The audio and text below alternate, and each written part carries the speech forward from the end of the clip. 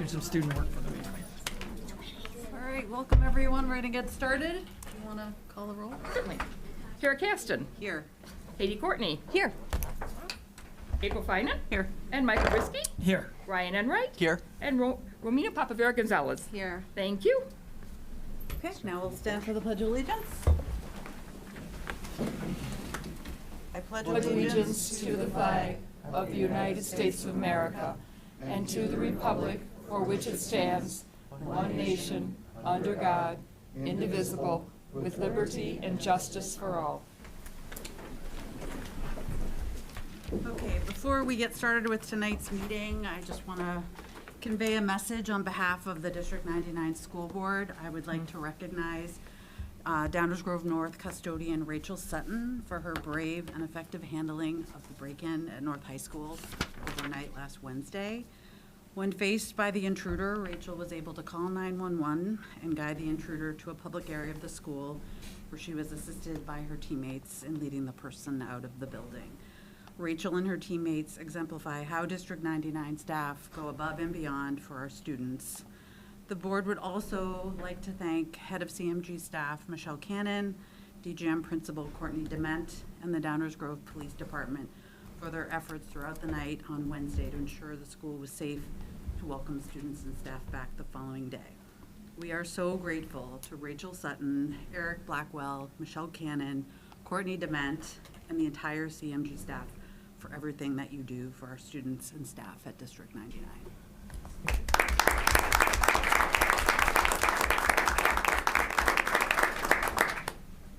All right, thank you. We're going to get started tonight with student recognitions, and we're going to kick off here with boys cross country, and I think South is up first.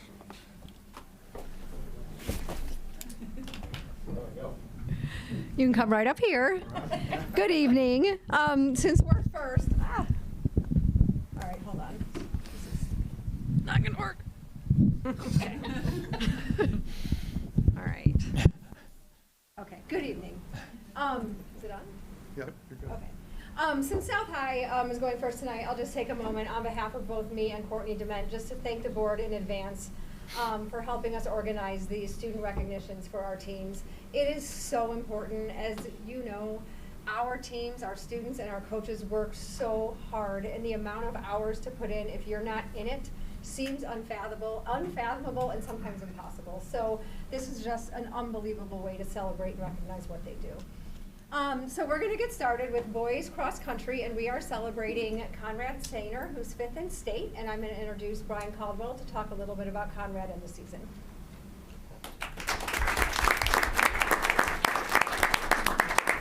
All right, thank you. No, I don't think I need this. Yeah, they need it for the recording. All right. Okay. All right.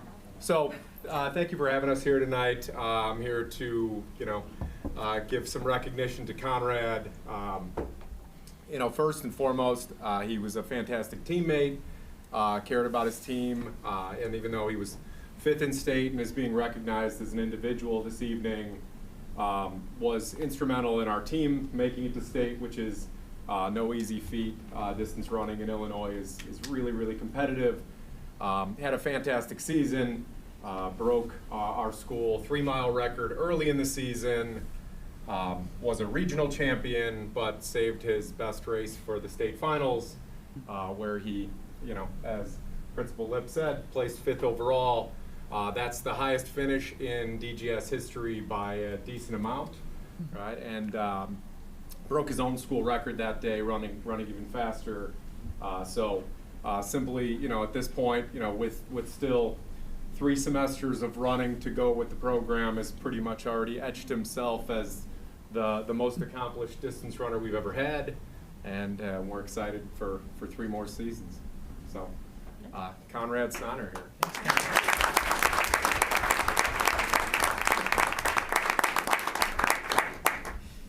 I'd just like to thank my teammates, coaches, and parents for the endless support this season. All right.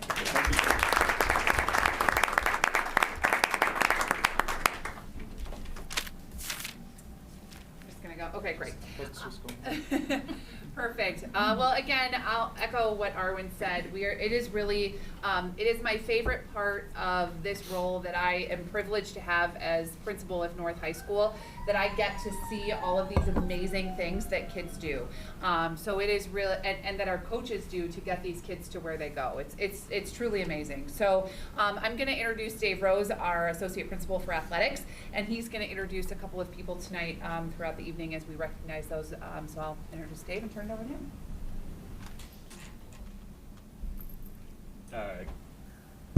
Good evening, everyone. I am going to just introduce our athletes here and invite you guys to step up, and then I'll invite Coach Sipple up here to say a few words about the team and a few individuals as well. So our boys cross country team had another amazing year. They followed up their state championship last year with a second place and finish as a team. A few of our notable finishes, Phil Supiel took home the state championship, and then followed that up with a Nike Cross Regional Championship a few weekends later. So a truly phenomenal year for Phil. And Will Surratt also finished 18th at state to help secure the second place finish for the team. So please step up, Phil Supiel.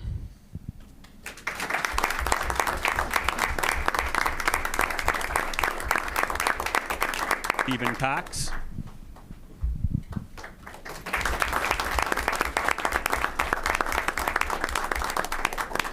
Josh Ferrero.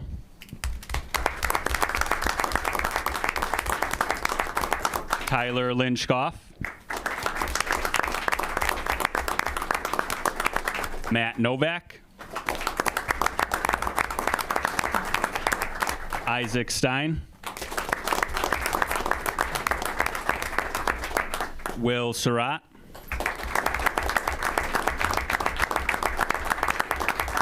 And Dylan Wood.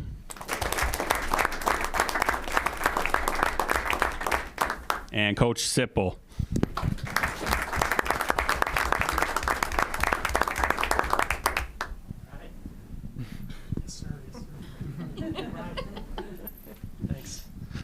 All right. Yeah, these guys have done, run countless miles around Downers Grove and Westmont and Woodridge and whatnot. These guys have been putting in so much hard work. I just want to thank them for all their efforts. A lot of things that happen throughout the season, we see the results and stuff, but there's so much hard work and effort. Guys running 50, 60 miles a week and things like that. But in doing that, kind of forging the different friendships that they have with one another and why they care so much about each other and what they're doing on a daily basis really makes it that much more rewarding. And those are the things that they're going to take with them when they leave here. The state championships and the medals and everything are really awesome, but the friendships and the camaraderie that they make throughout this time is really the stuff that's super valuable. And can't say enough about these efforts and these guys, and really incredible. Phil with the state championship, first ever, won the state title in 8th grade, and here again, finishing high school. So we expect another national title in 4 years. So just joking. All right, good stuff. You give me the mic and I'll just keep going. Coach, I think I'm good. All right, thank you so much, fellas. Don't go anywhere yet, guys. So Phil is a state champion. We have a couple of proclamations from the village of Downers Grove and the village of Woodridge for you. So the Robert Barnett, mayor of Downers Grove, recognizes all of your hard work and the work of your team and has declared December 15th as Philip Supiel Day in the village of Downers Grove. And Mayor Cunningham recognizes the same and has named this day also Philip Supiel Day in Woodridge.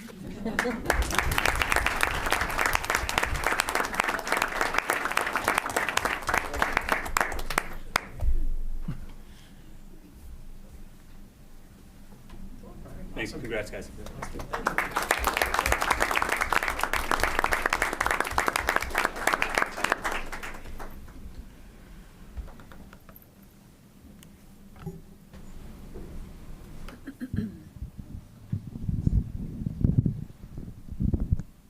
All right, next I'm going to introduce a member of our girls cross country team, and I'm not sure if I saw Macy. we have Macy in the back by chance? If not, I'll introduce her anyways. All right, so a member of our girls cross-country team, Macy Ermitage, finished third place at the state meet to finish up an amazing year for her. She's got another couple of years here in the cross-country program, so we are looking forward to what Macy can accomplish and build off of her success already. So since I'm not seeing her, let's get a round of applause anyways for Macy.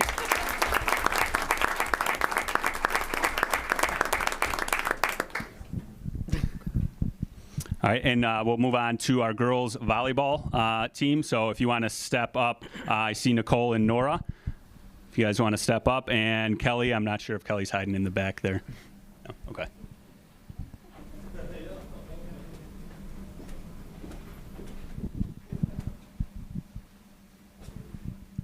All right, so our girls volleyball team had an amazing year as well. They finished off their postseason run in the sectional championship game where they lost a hard-fought match, one of the best that I've ever seen, to Oak Park River Forest. Just kind of a testament to our conference and how tough it is, and how these girls just compete day in and day out against some of the hardest competition in the state of Illinois.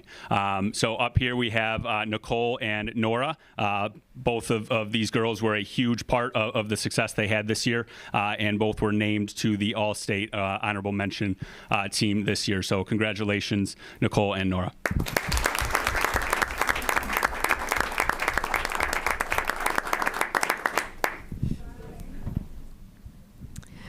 For South, we had a phenomenal girls volleyball season too. The team's just unbelievably fun to watch.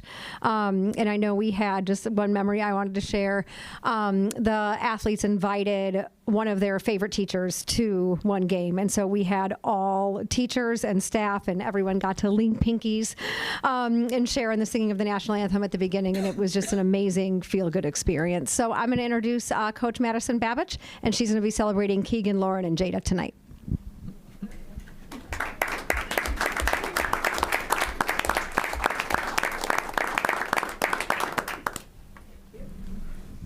I probably do not need this either as the microphone. I'm loud enough. But I did just want to take a second to recognize these three. You have Keegan on the far right, Jada in the middle, and Lauren. They have been a part of varsity all 4 years that they have been here. Keegan, 3 years. And they genuinely did not come off the court for us in the time that they have been on varsity. So if you do not know volleyball, they're basically all 6 rotation volleyball players that are definitely a need on the court to succeed. They all held captain roles in some way, shape, or form. They were genuine leaders this year. We kind of fell short this year, and that's a little bit sour still of a taste, but we left it all on the floor, and they genuinely knew that, and they felt it, and the teammates, the memories, they put the team on their back genuinely for all 35 matches. One little highlight would be that we did go undefeated on our home court this entire season. Definitely a rare thing to do, and they definitely did not lose a match on their home court, so that was a positive. And all in all, they know that DGSVB always has a home for them, and they definitely have set the standard for our success and winning mindset and the hard work and effort for the future Mustangs to come through the program. So you will, and you know this already, will genuinely be missed. So thank you.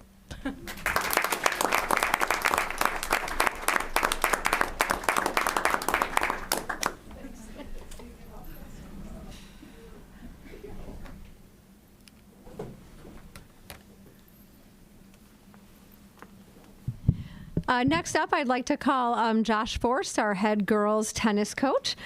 He's going to be celebrating both Gabby and Lily David. Gabby and Lily are not only phenomenal athletes, but they're phenomenal student leaders and so strong academically, too. So they have been fun to watch in our building. I'll hand it over to Josh.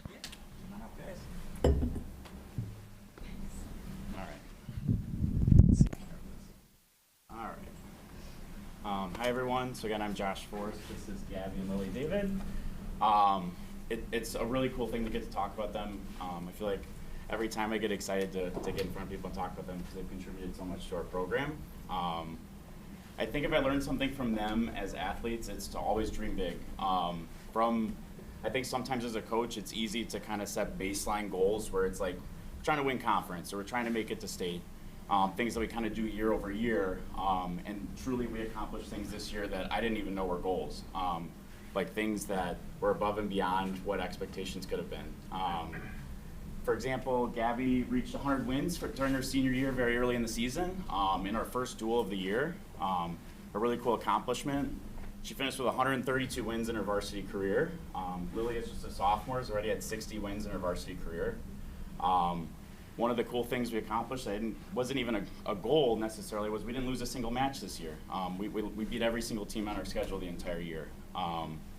Sectionals, one of the coolest memories was they finished first and second, so they got to play each other in the finals. So just a really cool experience to get to see them compete against each other. And then going into the state meet, Lily, as a sophomore, already accomplished all state honors, finishing tied for 17th, winning 3 matches, making it to the second day of state, a huge accomplishment. And Gabby accomplished that for a 3rd time in her high school career. She was all-state for a 3rd year, and she added state medalist this year, where she was one of only 3 players to end their career on a win. She finished 5th overall. So as a team, we finished 10th overall in the top 10, so it was a phenomenal season. So super proud of you guys. And now Gabby's off to Lehigh. She committed, and she's playing Division I tennis next year. So just super proud of them. Yeah. Can we ask, are you cheerleading?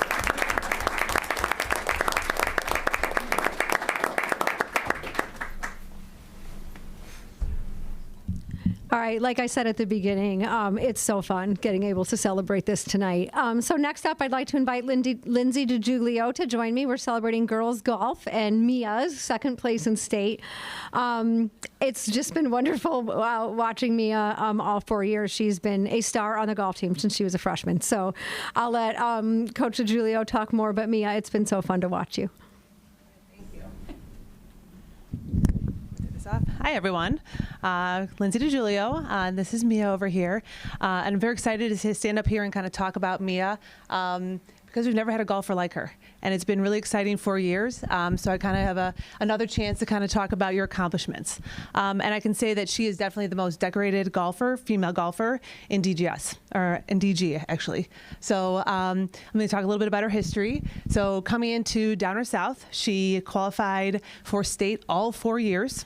She was also all conference all 4 years. She's always been a leader, both by her drive, her talent, her motivation to get the team to kind of rally around her, which really has made a huge impact on our program. This year, her senior year, she really has stepped up. She really had an excellent year. Some highlights from this year were she finished 6 out of 7, first place, medalists at our tournaments on our weekly invites.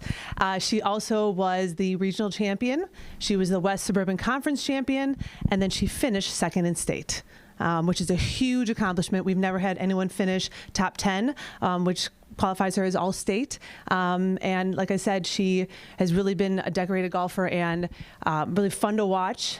She was also Suburban Conference Player of the Week, and she's had many other people reach out with other accomplishments and medals throughout the last 4 years, and now she takes it on to UTSA in Texas, and she's going to play D1 golf for them. So congratulations. We're all very proud of you.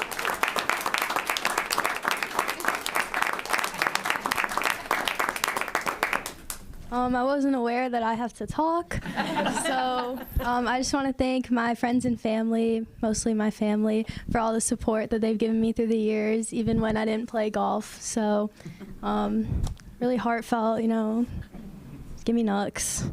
That's it. Thank you.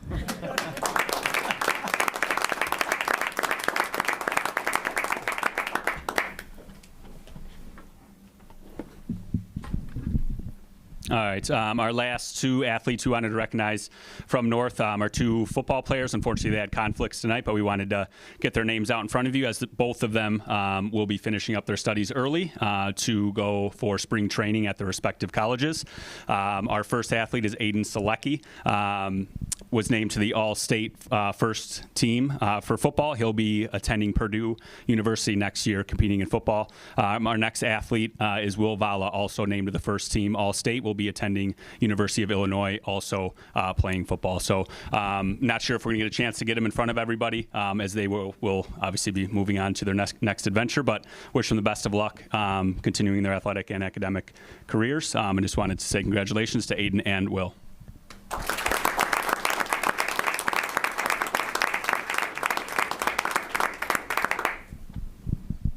I think Joe wanted to coordinate a picture with. You're good? Got everyone? All right. You good? Okay. Never mind. All right, thank you. All right, next up is student perspectives from South High. So choosing, Dr. DeMent and I get to choose a student perspectives, and we, alternate each month, and it's very hard sometimes to make a decision because there's so many phenomenal programs in our building. But deciding this time to highlight AVID was very easy because the things that AVID does, and I know we could say this about a lot of things we do, but from my heart, what I see with AVID is it truly is a program that absolutely changes lives. So the program is embedded with like the top-notch, state-of-the-art research-based strategies that help students learn, and our students internalize these strategies by practicing them on a daily basis. And then the students in AVID and their teachers and each other truly do become a family over 4 years. So I'm so excited to introduce Ms. Jenny Wolf. She's our program coordinator. She's going to highlight what the program does and mostly invite our students up to talk about it too. So I'm going to turn it over to Jenny.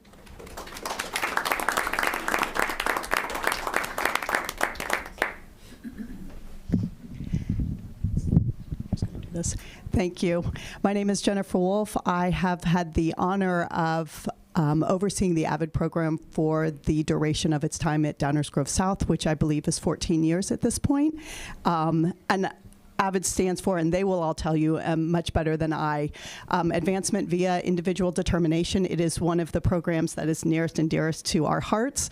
And the kids really go above and beyond to do a wonderful job showing us what it means to be a dedicated student, even in the face of a lot of adversity and a lot of challenges that they may not have even known that they had to overcome until it comes right in their face. So I could talk about the program for hours, but I have some very honored students and their teacher, Kathleen Skinner, who works with them for 4 years, who have put together this fantastic presentation that we have worked very hard to slim down to 5 minutes because we could all talk about it for hours. So I'm going to turn this over to them.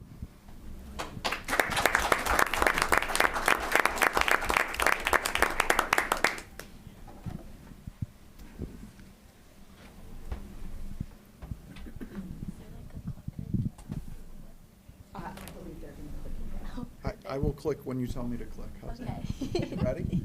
I'm ready. All right. Hi everyone, my name is Aubrey Drawn. I'm a senior in AVID. To start off, I'm going to explain why I chose AVID to begin with and why I've continued to stay in the program. So AVID's really pushed me to become a better high-achieving student rather than, just average. So in middle school, I was always getting A's and B's, but I was in these normal level classes. Fast forward to freshman year, being in the AVID program, my teacher, Miss Skinner, really pushed me to take honors English, honors chemistry. Also, a requirement in AVID is to take at least one AP course. So not only did I take one AP course, I've taken a bunch, which is really like something that I'm very proud about myself because I never thought I was going to be able to reach those limits. And not only did I just take the courses, like I was able to really excel in them, which makes me like feel really good about myself. And it's all from AVID with that extra support and push. Another thing is you have to maintain a certain GPA to stay in the AVID program. So that was also another push to keeping my grades up and just being an exceptional student. The biggest help with AVID was definitely the importance of connections and building relationships between my teachers and my classmates. So at the beginning of each semester, we send personalized emails to each of our teachers, just saying who we are, how we act as students, what they should expect from us, and just like any additional information. Like I tell my teachers I have a dog. Like I just like talking about like things with my teachers. So that already builds like a connection and a relationship right off the bat. Because a big thing at Avid stresses is like having these like connections. So that was really important. And then also, at the beginning of each semester, you go up to your teachers, you introduce yourself, whether that's a handshake, saying like, hi, I'm Aubrey, I'm in the AVID program, and at the same time, you ask to sit at the front of the class so the teachers know that you're always coming to class, being engaged, you're ready to learn there. It's not social hours, so yeah. And then we have classmate presentations in AVID too. So we put together presentations at the beginning of each semester, just saying what classes we are, who our teachers are, what period, between our AVID classmates, and then we can always text each other. Like if I see Zach's in the same math as me, I'll be like, I don't know how to do this, can you help me? So that's also a great relationship that we build. And then last but not least are the tutors we have in AVID. So we have tutors in our tutorials. Who are adults in the school that have worked with us for all 4 years we've been in the program, and they know us personally, not just academically, which is really nice. So that brings me to my next point. What is a tutorial? You can go to the next slide. Thank you. Oh. Yeah, it changed. Okay. So this is on me. Just keep clicking. I'll get there. There we go. Okay. So ultimately, a tutorial is a ratio of 7 students to 1 tutor. As AVID seniors, we act as tutors in the freshman classes. So students present on a topic or a question that they're confused on in any class. Like I've done math. I've had classmates that's done like arts, like literally anything. And it's all question-based. That's where the CASA's levels of questioning come in, where you just use questions to help the presenter get to their solution. So rather than just telling them the answer, you're asking questions so they can recall things from class, recall their notes, things that their teachers told them. This is really helpful. So again, we work with our tutors on this too. And then my last and final thought is my favorite AVID memory, just like a little reminisce, but my favorite AVID memories are ISU field trip. I remember I was being pushed around in a wheelchair because I underwent foot surgery, and like I just remember laughing the entire time and like having like lunch with all my classmates, and it was just super fun, like bonding experience. I know Zach's gonna talk about field trips, like go more in depth about it, but yeah, so thank you.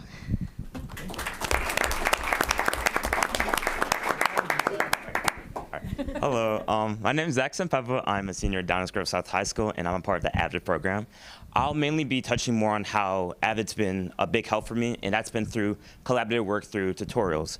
And so Aubrey's already talked briefly about tutorials, and tutorials have been a very big help for me because, as she said, it's a way for us to present problems we're confused on and ask questions to help us understand it. And for me, this has been really important through my rigorous schedule I've taken. I've had the honor to take honors in AP classes such as Calc BC, Physics, AP Lang, and other honors classes that have been really challenging. So having this wonderful resource to just assist me in my struggles in my AP classes has just been really helpful. And without AVID, I don't know where I would be grade-wise because I've struggled a lot, and so it's been good to have that with me, and I'm glad to say I've gotten A's and B's in these classes with the help of AVID and whatnot. And then I'd say going into field trips, which connects to my favorite AVID memory, I would say the UIUC field trip. So UIUC is Urbana-Champaign, Illinois, and why I chose this as my favorite AVID memory, I remember we got stuck behind a train for 30 minutes when we were 20 minutes away from the school. So inconvenience, but I really valued that moment because this was a time where we just got to talk on the bus and just really bond with each other. And it just sticks in my head because we were laughing, and even though this was an inconvenience, I just really enjoyed it. And I also really enjoyed just the campus of UIUC, and just I hope I'm able to attend this school next fall and whatnot. And the field trips are a big part of AVID. We've gone on at least one field trip every single year besides this year, and it's helped us to really see different college campuses and to know what we want in a college, and that's why I'm really grateful for the AVID program. Thank you.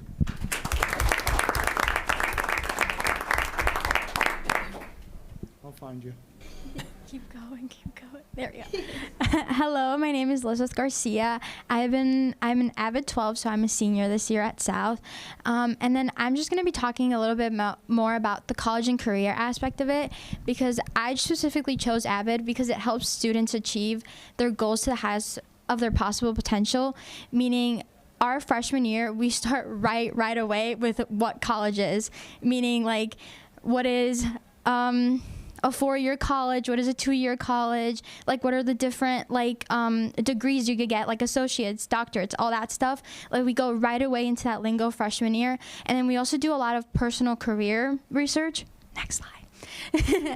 And that's pretty much, I think it might be next to Aubrey's.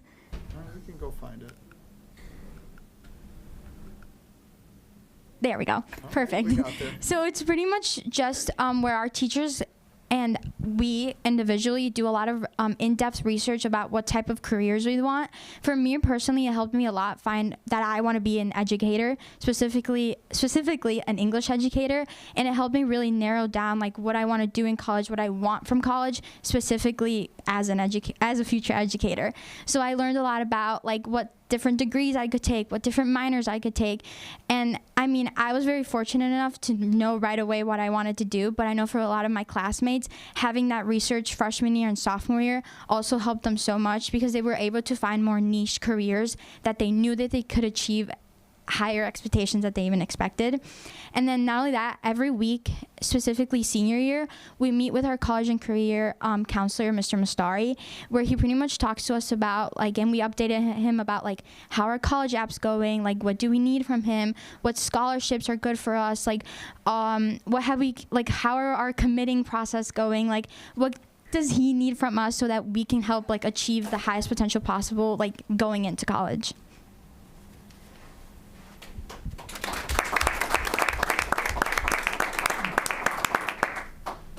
Keep going until I find you. Good evening, everybody. My name is Diesel. I'm a senior, and I'm an Avid 12. So the reason that I'm an Avid is because it's a consistent system for me. I really struggle with like organization and keeping all of my tasks in line, and Avid taught me how to be more organized and how to keep those things together. And the biggest way they helped me put those things together was through the binders that we use through our 4 years of high school. So the binder is one big binder for all of our classes, and throughout the semester our teacher meets with us to make sure that we're doing all the things that we're supposed to be doing with our binders. And it's just a really great way that to keep us in line with our academics. Can you go back to the other slide? So the biggest help for me in Avid was the note-taking. Prior to high school, I had no knowledge of note-taking, and I did not find it important. And halfway through freshman year, I had realized that it's probably my note-taking that's hindering me from the grades that I want.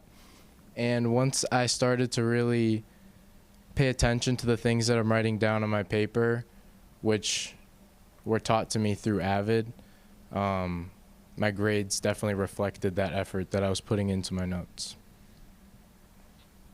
Can you go to the other side, please? So the biggest surprise for me in Avid was, like I said, prior to high school, I had no note-taking knowledge, and I also had no motivation for school, and Avid definitely changed that. I see school as a very important thing for me and something I care deeply about. And I can't exactly put it into words how Avid did that for me, but I know that it came from Avid. The thing that I'll miss the most are the class celebrations. It's really nice to just be recognized for those things that we work so hard on in class. And my best Avid memory is I've given the speech all 4 years at our Thanksgiving parties, and the first speech was not very good, and that was kind of like a wake-up call on me having to work on my speaking skills. Thank you.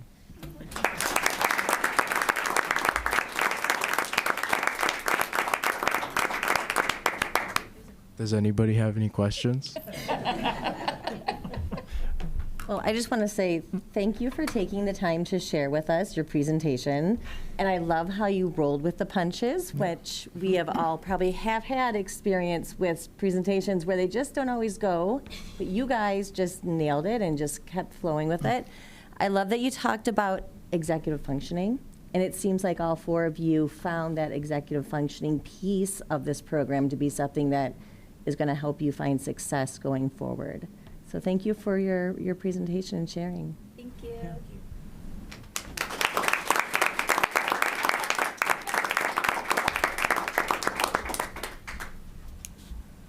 I'll work on my clicker skills. All right, student board members, who wants to be up first this month? Ryan, you're up. So I don't have any slides today, but that's not a disappointment. But so good evening, everyone. Happy to see this big group here that's filing out slowly. That's okay. Hi, everyone. As we enter the final stretch of the semester, students are very aware of this transition point, academically, socially, and in terms of what comes next. Tonight, I want to share how it feels working hard throughout the building, where support is making the biggest difference right now, and what matters most to students as we head off to second semester. So a little bit of updates. So we have 1 week left of the semester, 5 months left of school, and the next 30 to 60 days is a decision heavy, especially for upperclassmen. So in these next, I guess, well, we got decisions today, right, Romina? For the next 30 to 60 days, I think most colleges, early action or regular decision you will start hearing back from those colleges that you're super interested in and you applied to in the fall. Students are actively receiving college decisions, comparing financial aid packages, and tracking scholarship deadlines. As for activities around the building, boys and girls basketball, swim and dive, gymnastics, and bowling has started. And this week we have a spirit week. Today was pajama day. Dr. Thiele, wear your pajamas. Is that what she's leaving? Yeah. Okay. Anyway, so let's move on. My favorite day, though. We just don't celebrate at the district office. Oh, yeah. Dr. Met was in hers this morning. Yeah. So let's talk more about attendance and accountability, which is a common goal among the board. Scanning has improved attendance accuracy, and I have seen fewer mistakes between teachers, attendance office, and administrators. And I think the clear expectations across the building, across administration, teachers, and support staff equals to higher student compliance. And I think students are kind of walking into the class now and just kind of automatically doing it. And it's becoming something that's a part of our day-to-day life. And I think that was a goal from everyone on this board, everyone in the community, and I feel like we've kind of reached that. So I think it's essential for our leadership, and I can confidently say that the goal has been reflected. After interviewing some of my fellow peers and students, perspectives on the system has been, and these are 4 words, or 3 words I would say that kind of came up. It was consistent, legitimate, and fair. And everyone was kind of saying, if I scanned in late, okay, well, I was late. Well, and the next day they were correcting that behavior by themselves. And I feel like a lot of this with the scanning is it's self-led and people are working on those executive functioning skills and doing those things by themselves. I think that's super important that we're recognizing that. Moving on to our phone policy, I will say there has not been a lot of pouch usage in the classrooms, but that doesn't mean that the phone's staying out. The phone's actually staying away, and these expectations have been solidified among students, and they're keeping them away without teacher intervention or instruction. I feel like that's super important because that self-regulation piece is a super important goal for us as a board of education because, after high school, when you're going into college or whatever post-secondary career or plan that you have, it's important that you have that self-regulation, and that was our goal, is self-regulation. So talking a little bit more about school culture, I feel like academically everyone's kind of tired, but super motivated still. High pressure paired with anticipation for break. We had a student advisory board about 2 weeks ago, right? With Dr. Dement, we talked about winter break and that reset, second semester schedules, activities starting up, and involvement in clubs such as DECA and AVID. So strong engagement despite end of semester stress is what I would like to say there. College and career. So the support matters a lot right now. So right now is a critical window for seniors. Hearing back from colleges, early action, rolling admissions, and regular decision in the next 30 to 60 days. Making enrollment and families are making enrollment and financial decision plans and actively searching for scholarships. I just want to take this moment to kind of thank the College and Career Center. They've been doing a great job and giving excellent resources to students and families seeking support in this crazy time and crazy process. So if anyone's watching and kind of has questions about that, don't hesitate to go to the College and Career Center. Looking ahead to the second semester, I feel like there's been clear expectations set among the phone policy and attendance policy, and these consistent systems are leading to a lot of stability and structure in the building. Continued access and academic support, and especially post-secondary support and access. So what I've seen is most students are choosing their access. I feel like at the beginning of the year, people were kind of forgetting to do it. Now it's becoming a thing that everyone's doing every Monday and Tuesday. And teachers are getting really good at reminding students, hey, choose your access. Or even teachers are assigning students to their own access if they ever needed that. I mean, my English teacher did that to me. So. So it was a great session. It was great. Yeah. We got a lot done. So other than that, if anyone has any questions, please let me know. But I think this semester has been a great success, and I'm looking forward to second semester. So thank you. All right, I'll go ahead and start. I just want to say, first of all, that I'm really excited that we were able to recognize so many of our amazing students. I think it's always great to see and recognize their success and overall, again, programs like AVID, and overall our student athletes. I think that's very important that they understand that as a board that those accomplishments and that dedication matters to us. That's always great, and I was really excited to see so many people here. Again, the semester's wrapping up. Everyone's focused on finals, end of year projects. And I think everyone's ready for that break that's coming up. But everyone's motivated and staying positive. There has been a lot of improvement in attendance. I think the scanning, again, has been pretty much a habit at this point. Again, like Ryan was saying, everyone thinks it's fair, and overall just a great tool that we're using to stay consistent. Expectations have been very clear throughout the whole semester with students' accountability, with phone usage. I have not noticed that has been a problem in classrooms. The phones continue to stay away, and I think that's mainly due to, again, expectations throughout the whole building staying consistent and just teachers having the resources and support they needed to be able to enforce those rules. With activities, basketball season has started for both our boys and girls, and I know there's a lot of excitement around that, so it's good to see that, again, everyone's having fun. Gymnastics has started, boys bowling, boys swim and dive.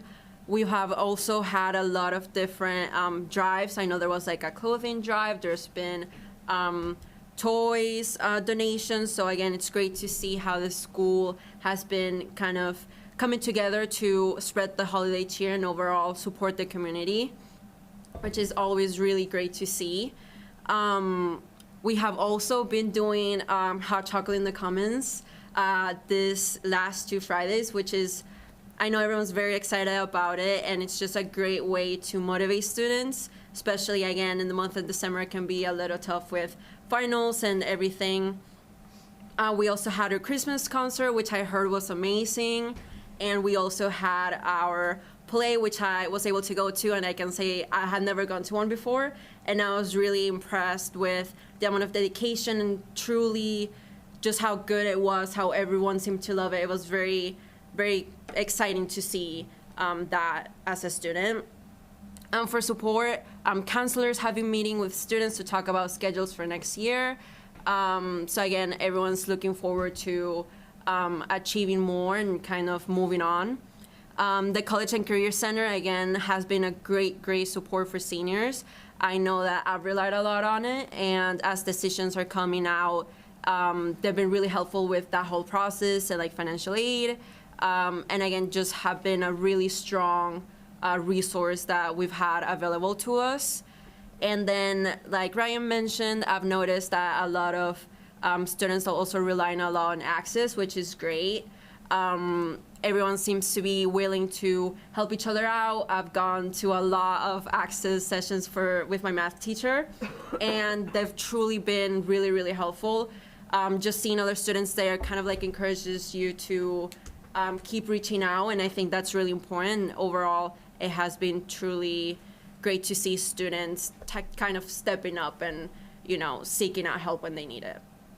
But yeah, I think everyone's excited to wrap up the semester and then continue on with the year. Thank you.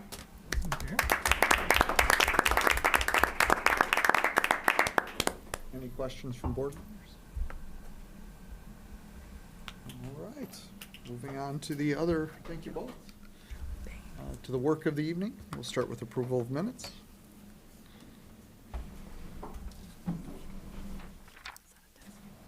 Yeah,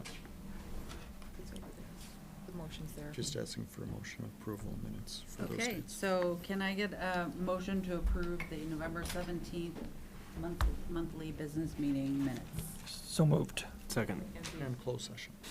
Oh, together, Yep. and closed, sorry, and the November 17th closed session. Nope. So moved. Second. Mike moved, Chris second. Thank you. Michael Riskey. Aye. Christopher Espinoza. Aye. April Finan. Aye. Katie Courtney. Aye. And Kara Caston. Aye. Thank you. All right, do we have any slips, Julie? No, sir. All No right. slips. Moving on. Getting there. All right, we have a few reports for the board this evening. We have several staff here to present on the PATH program, so I'll invite them on up.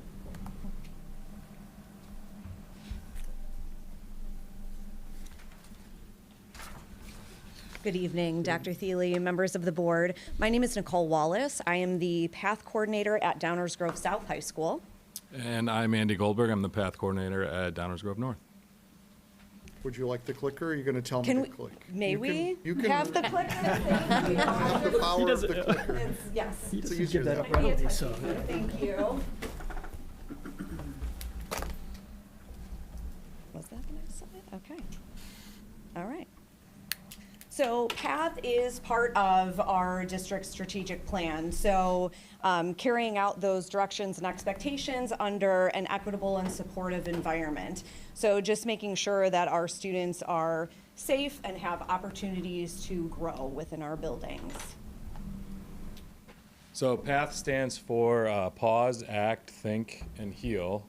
The pause is for that reflection piece from our students to really take a step back and think about what they, the infraction that happened. And then the next one is the asking and thinking about the harm that they could have caused, whether it's to self, to family members, friends, teacher, teammate, coach. And then they think about ways that they can help repair some of that harm that may have been caused. And then the heal, the final step is to take some of that action to repair that harm.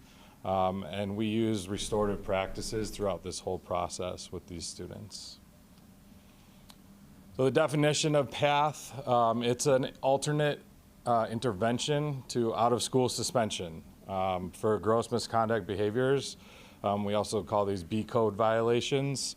Some of the most common ones that we see are fighting, whether there is physical injury or not, a verbal or physical provoking of a fight, possession of an illegal substance or under the influence of an illegal substance, and then possession of a weapon of a smaller scale.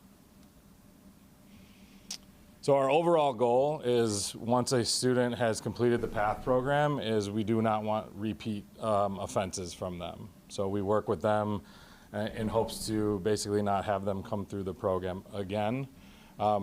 We want to keep them in school so that they're still engaged in the school setting, and then be able to contact staff and their support system those 3 days that they are with Nicole or myself going through the PATH procedures.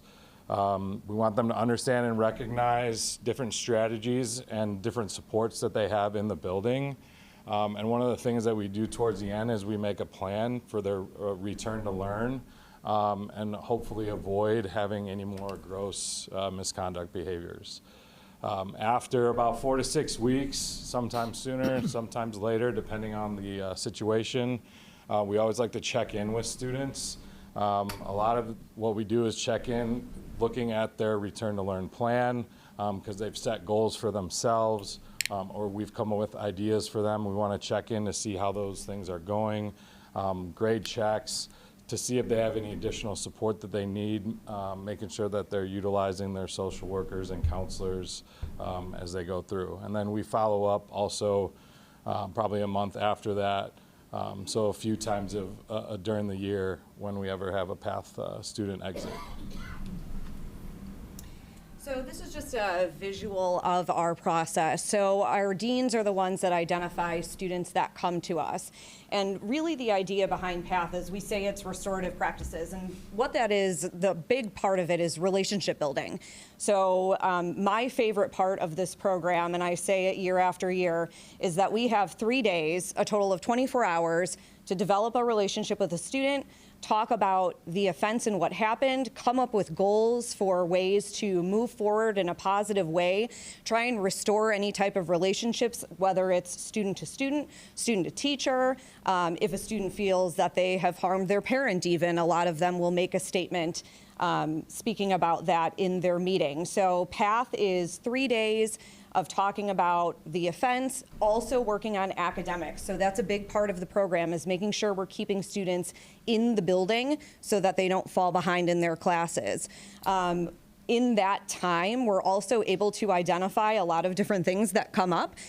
Sometimes we need to contact social worker, counselor, other people in the building because maybe that student has shared something with us that they have not previously shared.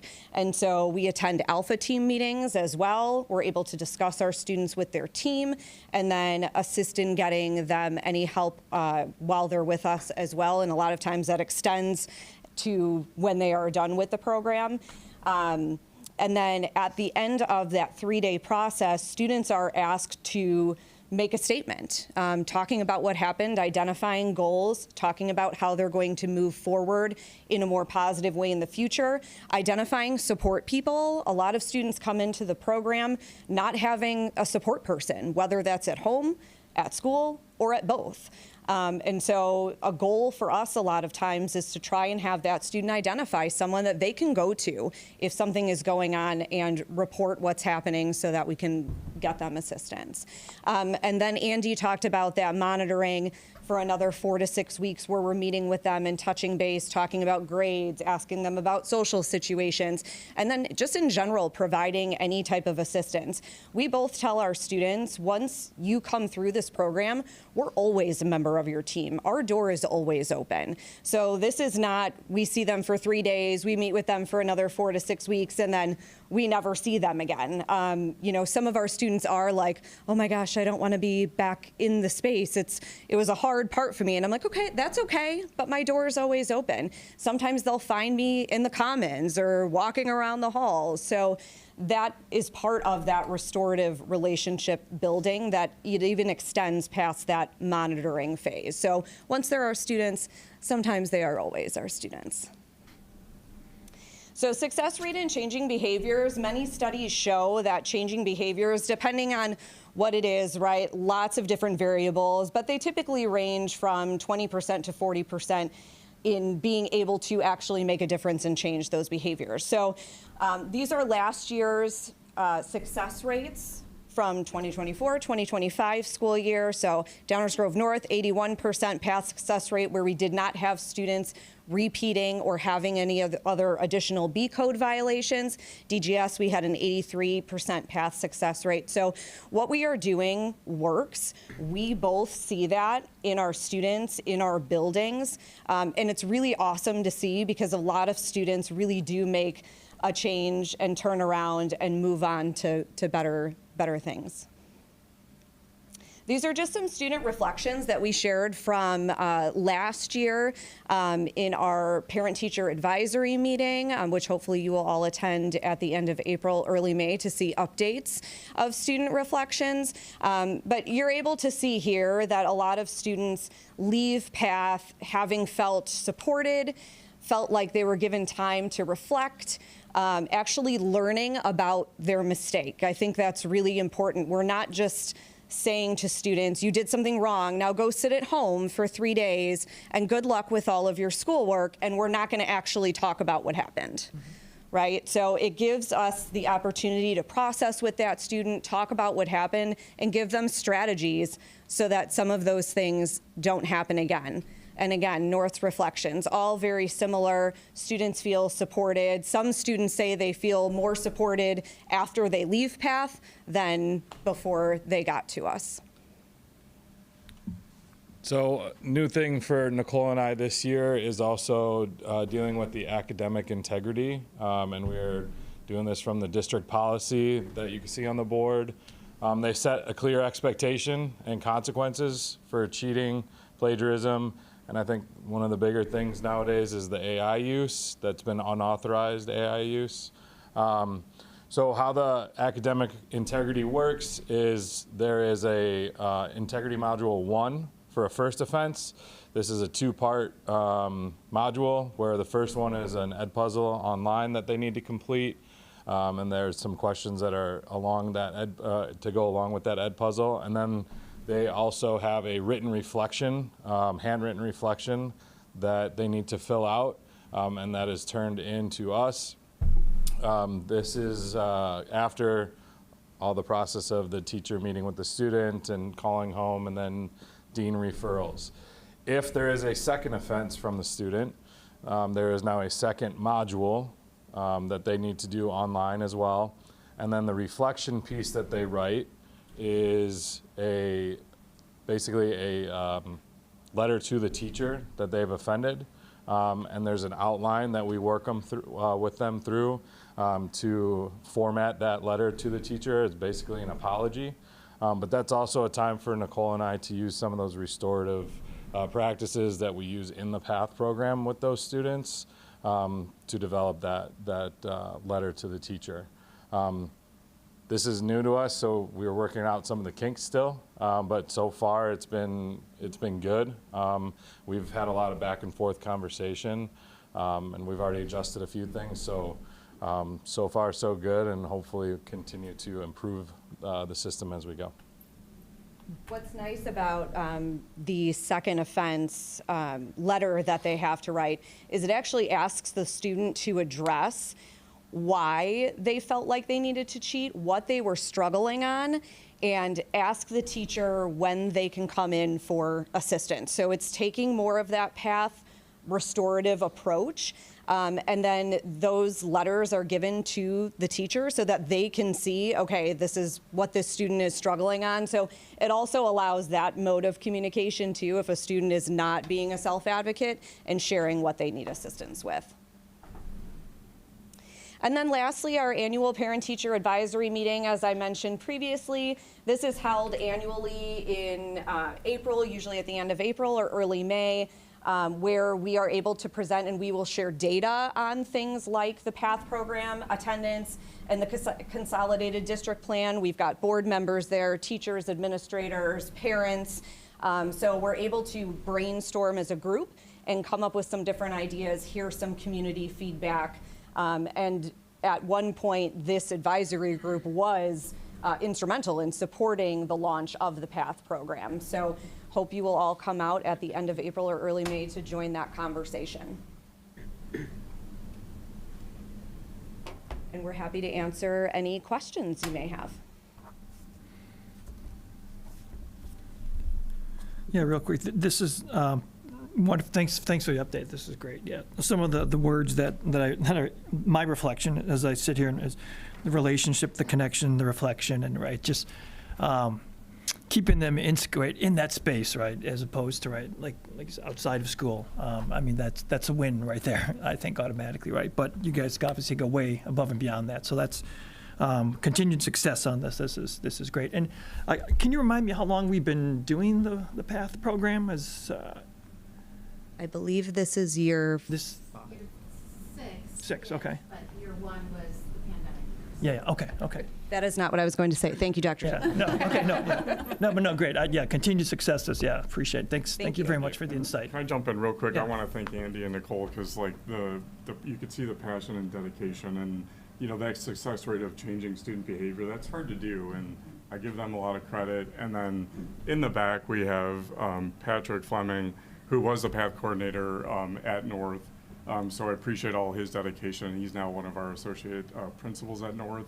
And then obviously Dr. Taylor is one of the, with Dr. Zerner, that actually brought the PATH program to our parent-teacher advisory and like to me in the district. And so we do appreciate the board's support, and it shows in what they do and what they're doing. So thank you for you guys in the back there. We want to acknowledge you guys. All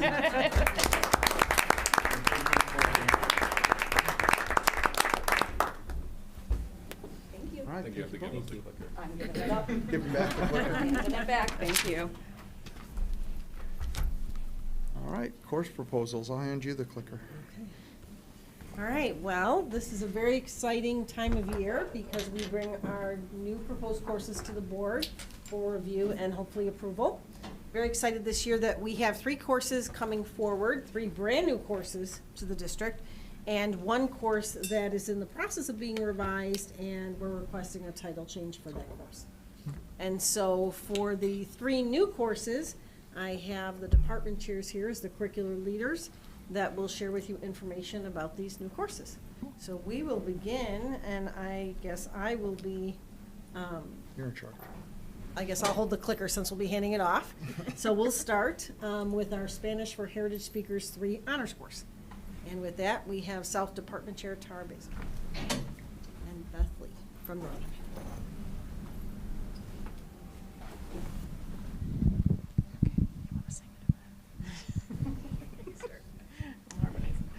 All right, good evening. I'm Tara Baser, the World Languages Chair at South, and this is Beth, my counterpart at North. So we're so excited to share this information about our Spanish for Heritage 3 honors course proposal. We have had Heritage 1 and 2 for quite a few years now, and we're excited to say that we have developed that program. It's grown, and hence we're ready to move on to the next level. So the Heritage 3 Honors is going to be open to, it's an upper level course, so it'll be open to mostly 11 and 12th graders. That is to say that if we do have other students coming in that belong in that class, we want to obviously place them correctly there, but it'll be mostly 11th and 12th graders. It will be a rated course, and they will have come out of our Heritage program, levels 1 and 2, and successfully completed that and gotten the teacher recommendation to go on to 3 honors. We kind of have a dual audience here. We have 2 different pathways, 2 different groups of students that could be coming into the Heritage 3 honors. We have the students who have completed successfully Heritage 1 and 2. They've been exposed to the Spanish language at home on a daily basis, and may have had some formal education in Spanish as well, from a little to a lot. And then we also have our EL and bilingual students. So the Heritage 3 Honors course does align with the ISB guidance to support the English language learners and meet the requirements of our TBE program. And then particularly at the secondary level, where the EL students must continue to have, to reach English proficiency, this is going to help them reach that goal.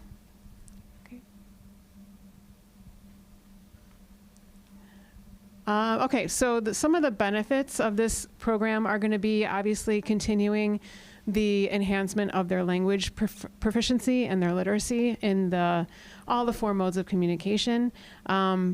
Also providing students who have been historically underrepresented in weighted courses the opportunity to increase their GPAs and boost their academic confidence, and then also see themselves as college-bound students. This course would lead them to the opportunity to go on to either AP or a Spanish 5, which is also weighted. And then other benefits are it will better prepare them for the Seal of Biliteracy course or proficiency test or the AP course, as I had mentioned before. Okay, so just to explain a little bit about the difference between the Heritage pathway and the Spanish as a foreign language pathway. Heritage 3 Honors really fits the need of those students who have already a spoken proficiency level within the language, and it's taught immersively in Spanish. Also, the culture, it's more of an experiential perspective of teaching the language versus the Spanish 4 pathway comes from Spanish 1, 2, 3, 4, where they are non-native speakers. They don't have, it's more of an academic language instruction. So that's, the exposure to that is different because obviously it's not necessarily from their heritage or something that they have learned through their experience in growing up. I kind of equate it to Spanish 1, 2, 3, and 4 is more like starting from kindergarten and learning a language, whereas heritage is more like an English class that a high school student would take if they were speaking and learning English. So hopefully that makes sense. So our current track is at the top here. Right now we just have Heritage 1 and 2, and then those students out of Heritage 2 will be recommended either for Spanish 4 or AP Spanish. And we see right now that there is a large gap between the Heritage 2 students and then jumping into AP Spanish. And then Spanish 4, again, because it's taught from a non-native lens, it's an academic language, those students don't necessarily, their needs are not really getting met in Spanish 4 either. But right now that's their only option. So from Spanish 4 AP, then they would go into Spanish 5.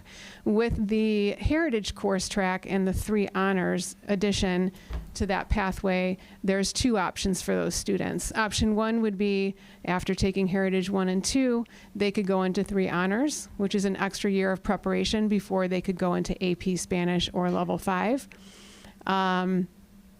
So they have that option. They might go to Heritage 3 honors and then go to AP Spanish, or they would take Heritage 3 honors and then go to Spanish 5.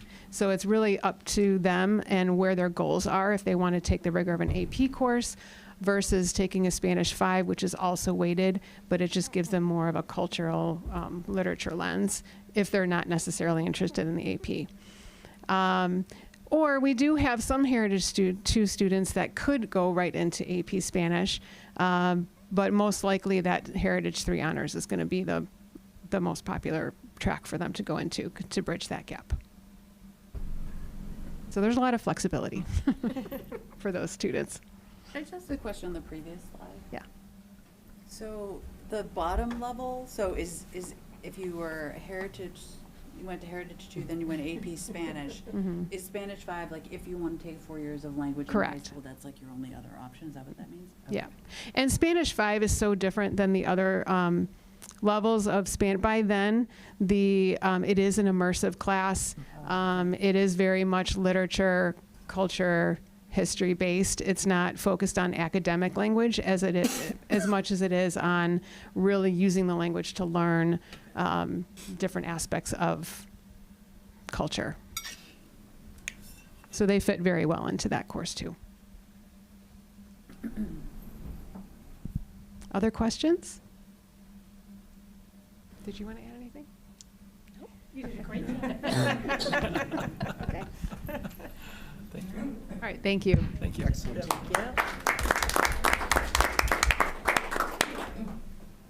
So the next course is not a brand new course to North or South, but it is a course that has been being revised along the way, and one where we want to complete that revision and also do a title change, a name change for the course. It is a fine arts course, and our fine arts department chairs could not be here today, so I just wanted to talk through it a little bit with you. The course has been used in recent years for our percussionists. It's run the last couple of years at South and this year at North. We believe that this revision, as well as the title change, will really be truth in packaging. It will really explain to our students and our families when they are selecting courses what is actually being taught and what students are learning and practicing and rehearsing in the course itself. And so it's really not a complete new course, more of a revision and a title change. And the options there you see under where it says year-long with the pass-fail option and so forth, that's in the existing course as well. So it hasn't changed there, but over the years we've started to focus more on our percussionists.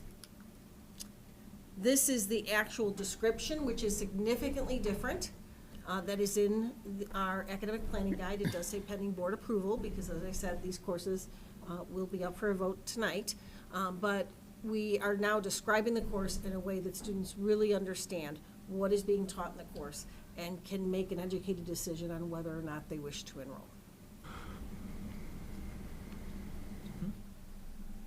Any questions? I have a question, as a Yes. former band parent. So, when you say like truth in packaging, is that because people go into symphonic band and they're a percussion player and they don't get as much instruction in percussion? It's really been the avenue in recent years where we've seen a need. And so what they've done, and like all good teachers, right, you adjust what you're teaching for the students in your class. The course has started to morph over the years. And so it was brought to our attention that to go for a title change, and questions were raised about what is the content of the course then. And that's when we learned that that revision actually has kind of started already, because we're meeting the needs of the students in front of us. Okay. But that we want to bring it to the next step so that students know where the needs can be met by enrolling in the course. So what's happening to symphonic band? Symphonic band will change into percussion. And the content is the content that's being currently taught, but they will continue to revise it as needed. Okay. But we want to change the title so that it's clear to everyone. Okay. Any other questions? So are we changing it for both schools? Is that Yes, the oh, change? yes. They did it at South for a couple of years, it's new at North? The title or- has not changed. Oh, it's always been the same? We are, Okay. it's been the same for years.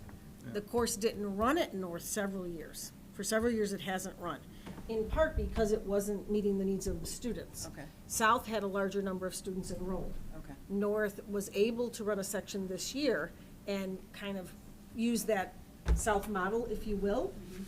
And I know one of the questions that we raised as a CNI team to make sure that we understand, do we have a pipeline here for this Yeah. course? Are we moving forward with the course, revising the course, changing the title, and do we know if this is a continued need? And both departments have confirmed that to be the case. So a lot of popularity in percussion? Yes. Okay. It's not just popularity.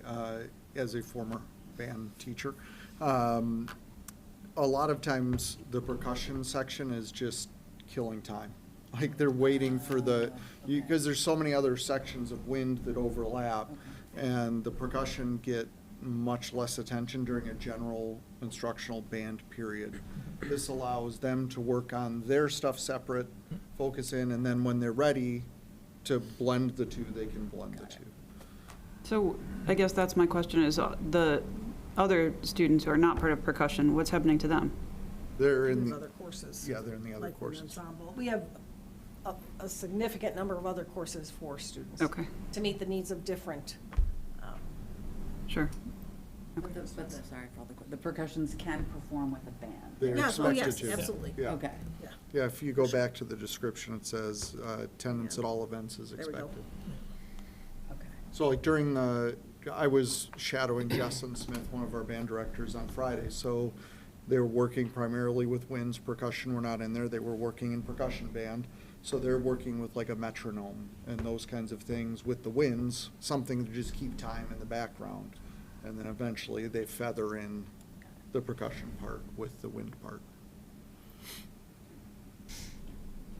What's the target grade for this course? Because it says like 9 through 12. Is there like It's a... open to all. It's up. Okay. Sorry. Thanks for answering that. The next person better be able to answer my questions at the same time.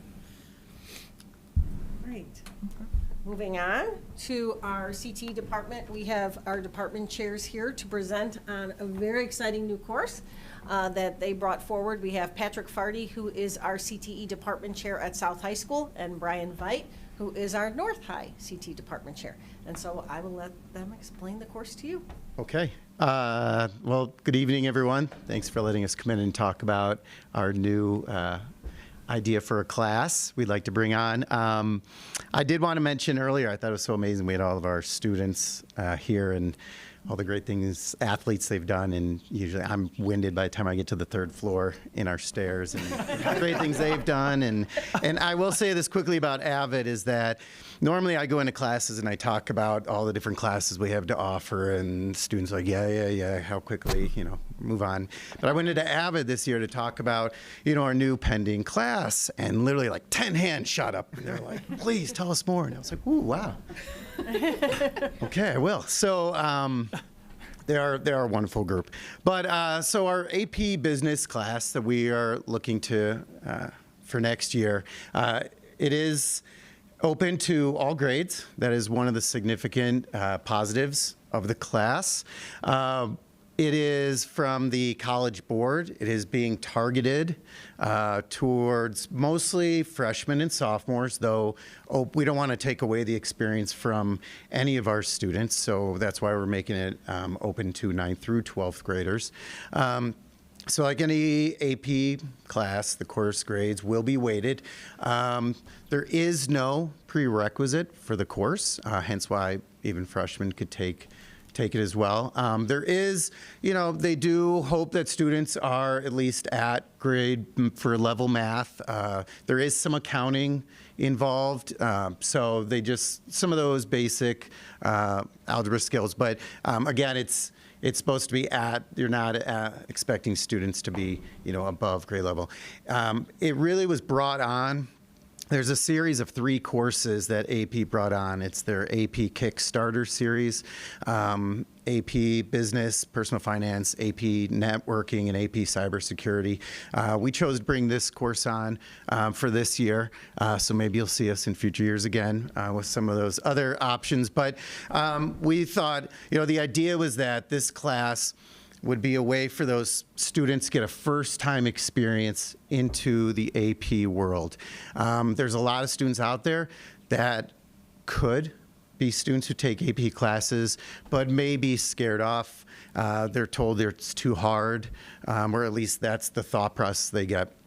So this class was created with that idea of that it's an introduction to business course, be like a business 101 course at a college level. For any students who may be going on a 2 or 4 year institution, so that they can potentially earn those credits by taking the AP test in the spring. But it's a class that's really focused on project-based learning. And Brian's going to talk about some of those projects specifically here in a minute. But it's not your typical AP course. It's really meant to say, here's a case study or a scenario in the business world. Let's break down, what needs to be done through a management lens or a finance lens. And the students work a lot in groups to solve problems. We had the very fortunate experience, we were at a conference this last week, and there were multiple speakers on these AP courses, and one of the schools piloting is up at Hoffman Estates High School, and the woman who was speaking talked glowingly about how this has become her favorite class already because she gets to see these students work on these projects within their group. So it's a pretty exciting course in that respect. As you can see, course description, you're going to see, because it's kind of that introduction to business course, you're going to see a lot of these different areas that students can explore: entrepreneurship, marketing, finance, accounting, management. And as I kind of stated already, it's a lot of the real-world application through case studies, the project-based learning. And the added benefit is that this does meet national standards for personal financial education. So it's a year-long course. Students are getting the opportunity to begin that pathway in, hopefully, if they're interested in business, to pursue other courses that we have. They'll also get that opportunity for AP. And they're also getting that opportunity to get their consumer education or personal financial credit that they need to graduate out of the course too. So there are a lot of benefits that the kids are able to get through taking the course. And then I'm going to let Brian speak on. Good Good evening, everyone. So as you'll see, the title of the course is AP Business with Personal Finance. It's not AP Business and Personal Finance. And that's really because the personal finance component is embedded within the 6 units throughout the school year. So as students learn about, I just have the quick units, the business, competition, and new ideas, they're gonna then learn from the consumer lens, income earning. As they go into business, finance, and accounting, they'll learn from the business side, the business, finance, and accounting, but then also from the consumer side, earning income, spending, investing with that money, managing credit, assessing risk. So that's a really cool, unique aspect to the course. And when we talk about project-based learning, on day 1, students are going to be delivering an elevator pitch to the group. So they're going to get right away. It's not going to be a sit and get type class. It's not going to be a lecture, stays on the stage. It's going to be very student-driven, student-led. I'm very excited to move forward with this. If you want to go to the next slide. So one of the unique aspects of this throughout the year that a student will see is that it's driven by 2 larger projects. And that's why we do look at this as a 9th and 10th grade, really like benefiting those students, because the first project is a AP Business Canvas project using a Canvas model to create a business plan. And their idea is to create a product and essentially market it and try to get to a viable point in a simulation factor. As we get couple years down the road, students can take the incubator for EDU and accelerator for EDU, and they'll have this experience using that Canvas business model concept, then to apply it to a real world, really trying to get that MVP product to launch by the end of their school year. And from the personal finance side of things, students, instead of learning about credit and learning about investing as a consumer, they're going to be flipping the script here and learning it through the lens of a financial advisor. And that financial advisor project, then they'll be given a family information. They're going to have to assess the family's needs, their current budget structure, what their goals are long term, and then be able to recommend based off risk tolerance what a family should do moving forward. And the cool thing about those 2 projects, and the whole class I'm really excited for, but the whole class then culminates with the AP exam in May, typical 60-question multiple choice question test, but the free response then connects to a student's business Canvas project and their financial planning project within the school year. So it's really all well tied together, and piece hopefully for a really great transition then for a student to take our marketing, our financial accounting, managerial accounting, and our incubator for EDU. So I'll leave that up for any questions you may all have. No, this is pretty cool. As the resident accounting geek, it's like I would take this class. like if I have eligibility left, I still will. So yeah. So look for me in the back or something. Yeah. No, this is exciting. Yeah. I like the idea that it touches on different like finance, accounting, so it helps students that's going in, maybe help them fine tune that career path too, right? If they want to concentrate more on the finance or the marketing or the accounting, that's intriguing. So yeah, I'm just as excited as you about it. So very cool. Thanks. Yeah. We were at a conference this past week, and we were having a conversation with someone who wasn't a CT teacher and talked about how they believe that consumer and personal finance should be a required thing in the state of Illinois. And we had to explain to her that this has been for quite some time, and now we're leveling that up to a project-based class. I just want to add to that. I've gotten the opportunity to know Mr. Wright very well. I'm involved in DECA, which is our business club at Downers Grove North. But also, I've taken financial accounting. I've taken incubator, intro to business, sports and entertainment marketing. I'm a very business-focused student. I'm actually the vice president of DECA. In this class, they introduced in front of our whole DECA membership, and there was a lot of excitement. And if I was a freshman, I would definitely take this class. So I just want to add to that this is like one of the coolest classes I've ever seen. And I've talked to students, freshmen, sophomore, and juniors, and they've said, like, I want to take this class. This is super cool. So, and business is one of the most popular majors that people are pursuing after high school. So I'm super glad that you guys are filling this need. Yeah. There's a buzz already. I love it. Yeah. I'm actually glad you mentioned DECA because we learned at the conference that College Board has been working with the CTSOs, the student organizations like DECA, BPA, FBLA, and they are working to integrate the potential to take units of study within the course and turn them into role play scenarios for DECA or Business Professionals of America or Future Business Leaders of America. So there's going to be a nice tie-in between what a student does inside the classroom and then the extracurricular level with the clubs. We already have crossover episodes. Yeah. Cool. Right. Thank you. All right, thank you. Thank you. And our last course for tonight is Math 3C. We have our math department chairs, John Hellman from Downers Grove North High School and Phil Casey from South High School, who will share information about this proposed course.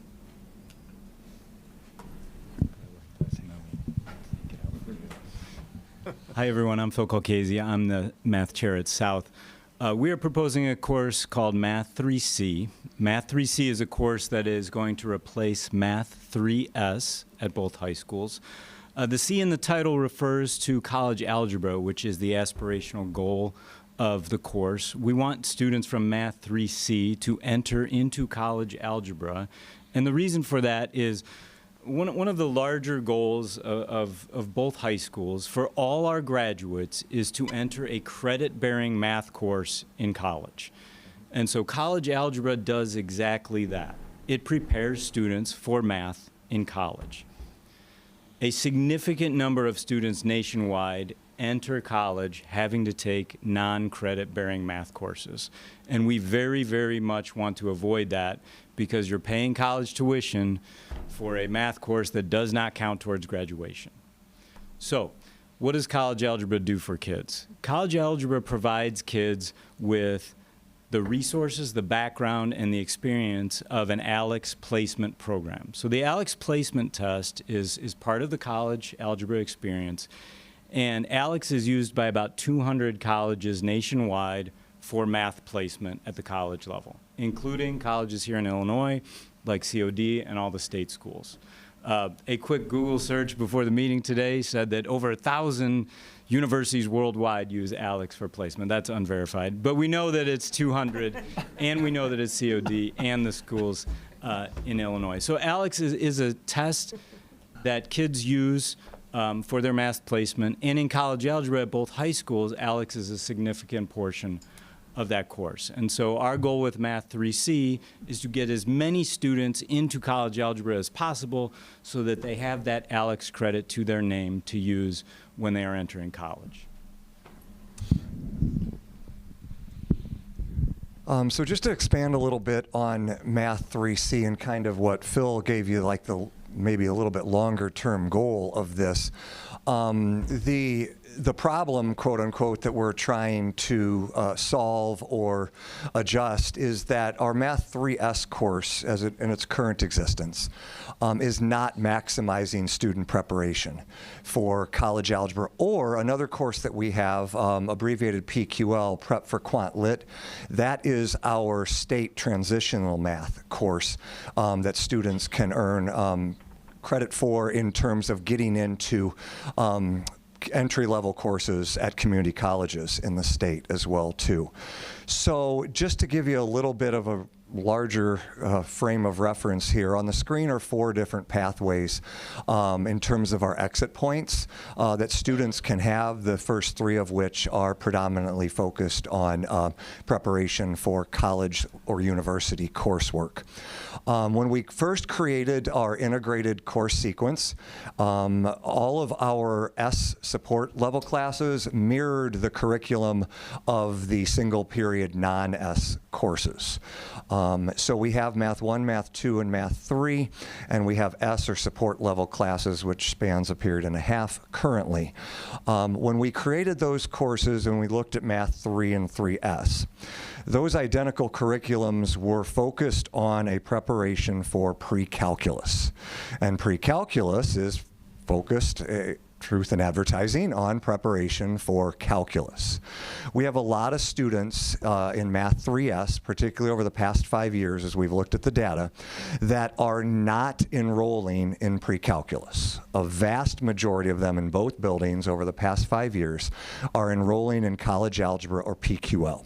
Yet, they're going through a curriculum in Math 3S that is designed and focused on the expectation that they will be selecting and enrolling in pre-calculus and calculus. So the premise behind 3C is to step back and say, how can we keep the core of the curriculum we currently do in Math 3S as part of Math 3C, but maybe peel back a little bit some of those things that are very focused on a pre-calculus calculus lens, allow for the opportunity to dive a little bit deeper in some other things, or maybe even provide some learning experiences for students that we know are going to be better tracked towards college algebra or PQL. So that's the overview of why we're coming to you today with this proposal. And again, as Phil said, our goal is to prepare all students for every pathway, and we still have flexibility built into our curricular sequence that we can move kids between pathways as their needs progress over the course sequencing that they take.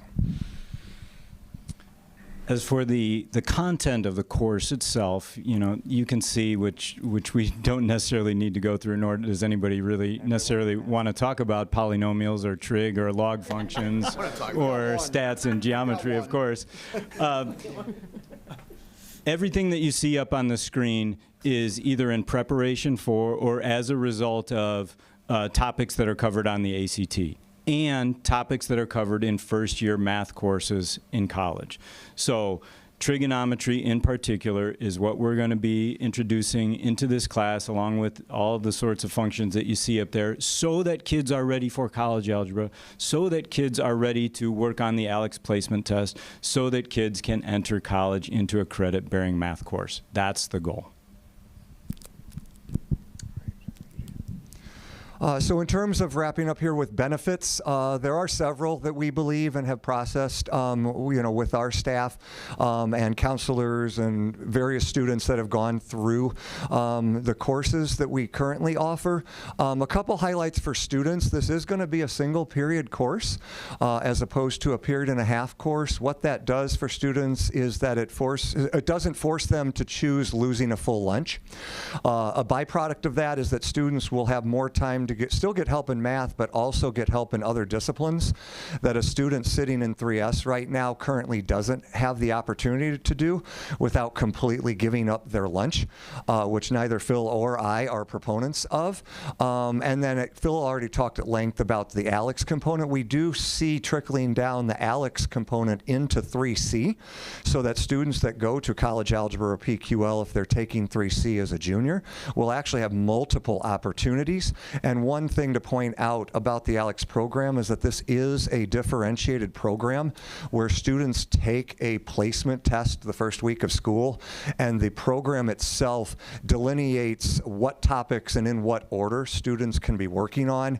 That really individualizes the program in addition to the instruction that everyone's getting from the classroom teacher as well. From a building standpoint, from a department chair standpoint, from an assistant principal standpoint, those of us who are working on the master's schedule, there's significant benefits to Math 3C being a single period course.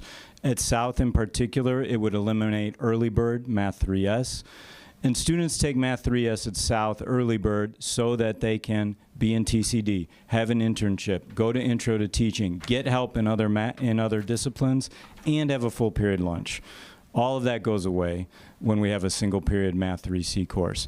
Second, from a department chair standpoint, master schedule standpoint, we have to schedule Math 3S as blocks during the day because they have to overlap lunch periods. So they have to be periods 3, 4, 5 or periods 5, 6, 7. Teachers have to have those classes back to back. Some of those classes are co-taught, which puts an additional burden on the master schedule for the special services department, for the math department. A lot of that is eliminated with this being a single period course. Now we can offer this course first period or 8th period, second period or 7th period. They don't have to be back to back, excuse me, and they don't have to be consecutive. So it gives us a lot of scheduling flexibility that students might not see, but it will benefit students by having this class be just one single period. Say one more thing. Just to reiterate about the student lenses, we have since COVID, we have seen a slight decrease at both buildings in terms of the number of seniors that are enrolling in a 4th year of math. There are a variety of reasons for that, but as Phil talked about, we're kind of hopeful that the ability to just take math over a single period as opposed to having to be locked into a period and a half might entice some more students to continue their mathematical journey, again, in preparation for a 2-year or 4-year course of study post-graduation. And would the 3S teachers be taking over the 3C courses? In general, yes. You know, we sort of approach the master schedule on a year-to-year basis, and it depends on how things line up in the schedule. But the 3S teachers have already been talking about what 3C would look like next year. And how do they feel about this change? They're in favor of it. Okay. Change is uncertain every time you implement it, but we do have teachers at both buildings that are interested in being part of this initial transition. And would 3S just go away? That's okay. correct. All right. Any other questions? All right. Thank you for your time. Yeah, thank you. Thank you.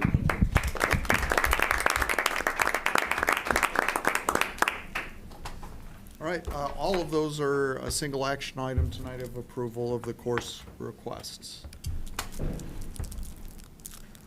All right, Dree has swooped in to talk about the tax levy request. This returns from last month, so I'll turn it over to you, Dree. All right, as I noted in the memo tonight, there's been no additional information we've received from the assessors. So there's been no changes made to the tentative levy that we presented last month. So it stays exactly the same. And then in March, we'll receive the actual figures from the county. And then in April, we'll bring back to the board the actual tax rates and the actual levy. Are there any questions about the levy? All right, so back again tonight, but for action. So this will be up for approval later on in the meeting as well. All right, next one is an update on Infinite Campus.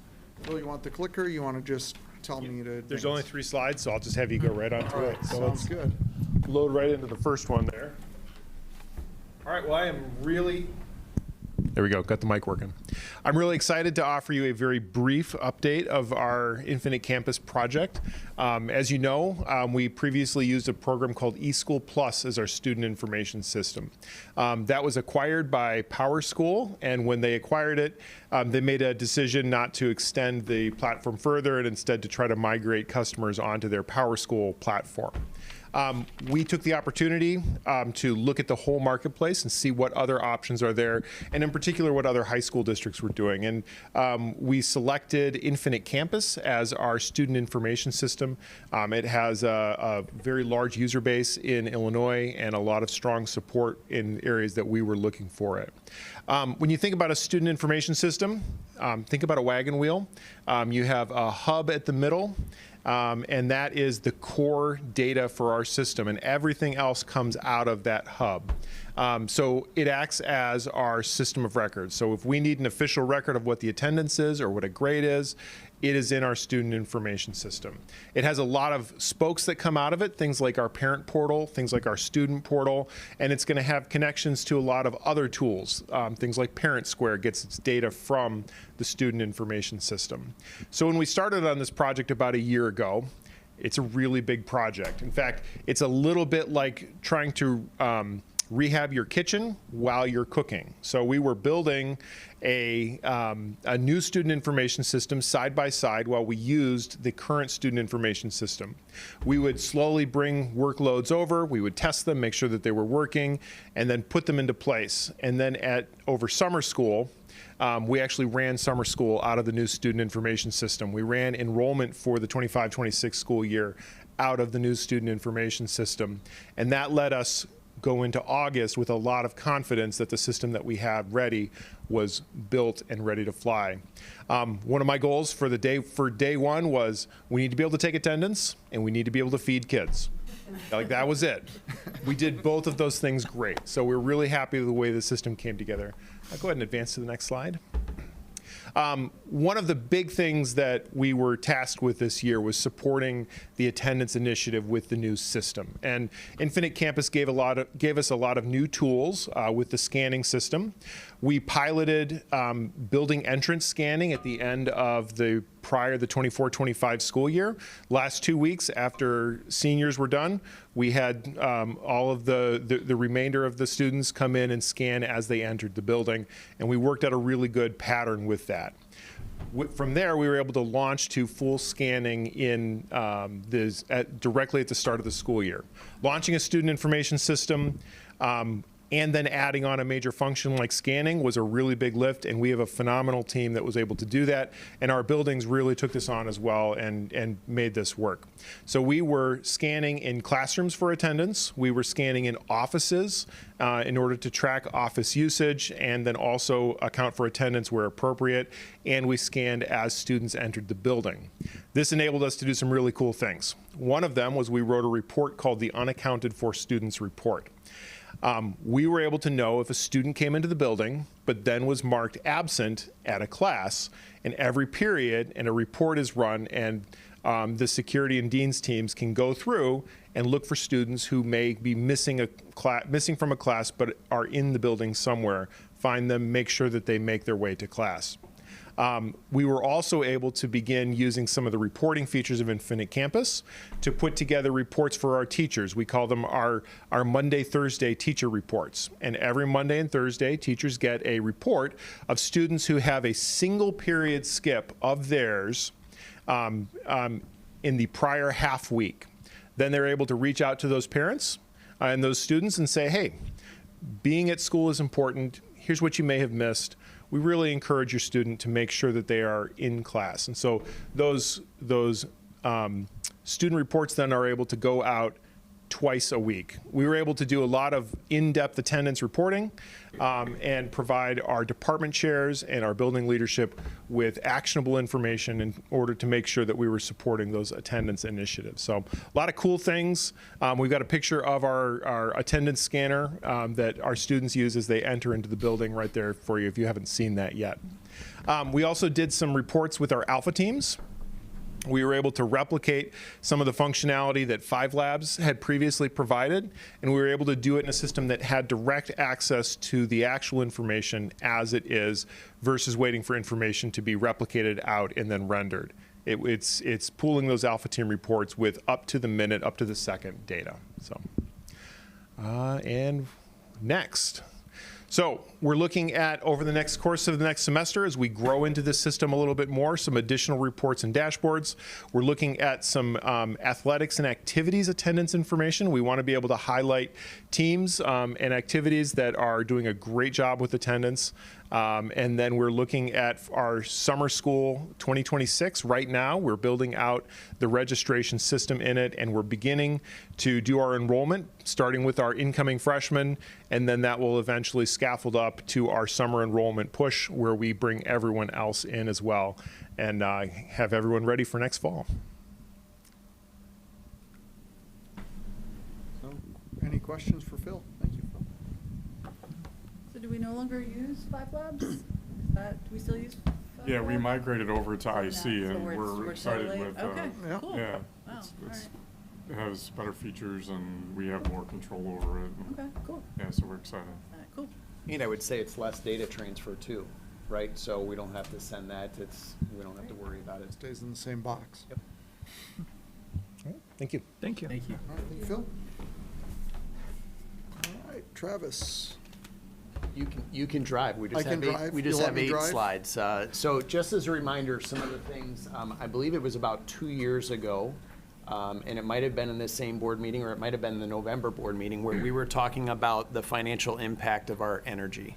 And if you remember, if you were on the board at that point in time, we had a locked-in rate for our energy use, but there's a variable that's unknown with energy that ComEd can fluctuate the delivery charges, right? So we had experienced that. So one of the key ways that we can influence that is by minimizing our energy and/or getting some of our feed behind the wall, if you will, right? So excited to talk with you about some things that we've continued to investigate to look for different ways to conserve energy and to bring about different ways that we can not only save energy, but then do other projects with some of those savings. So we're excited to talk about that with you tonight. If you can go ahead to the next slide.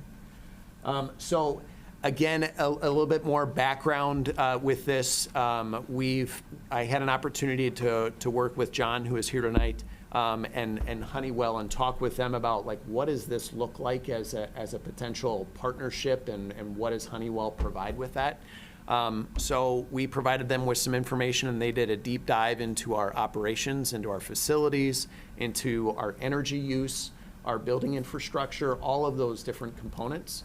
And if I can paraphrase what John said, is we have a lot of good energy efficiencies in our operations. We're busy all the time, right? So even when they look at our energy use is higher than the vast majority of other buildings because they are used so frequently. So considering that, we need to figure out what are ways, again, that we can maximize our efficiency, as well as if we can provide our own electricity through solar, that's a huge benefit for us.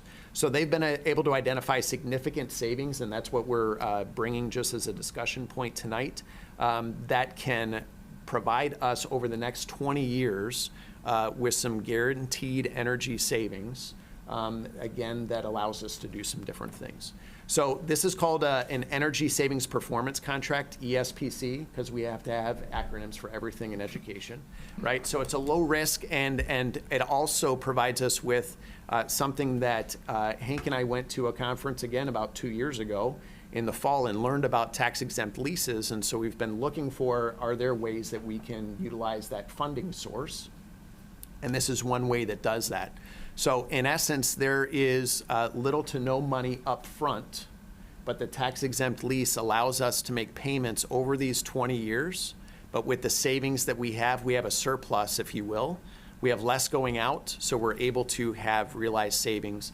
Depending upon the scope of the project, probably what we've been talking about, $100,000 to $200,000 a year, upwards to $500,000, depending upon the scale and what we decide to do. But it's probably going to be more around that $100,000 to $200,000 area.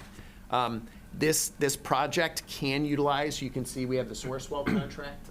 We've been talking about that, and that does meet the needs of the Local Government Energy Conservation Act, which has specific guidelines that you need to make sure if you're entering into an energy savings performance contract that you need to make sure and check certain boxes, and this definitely would do that.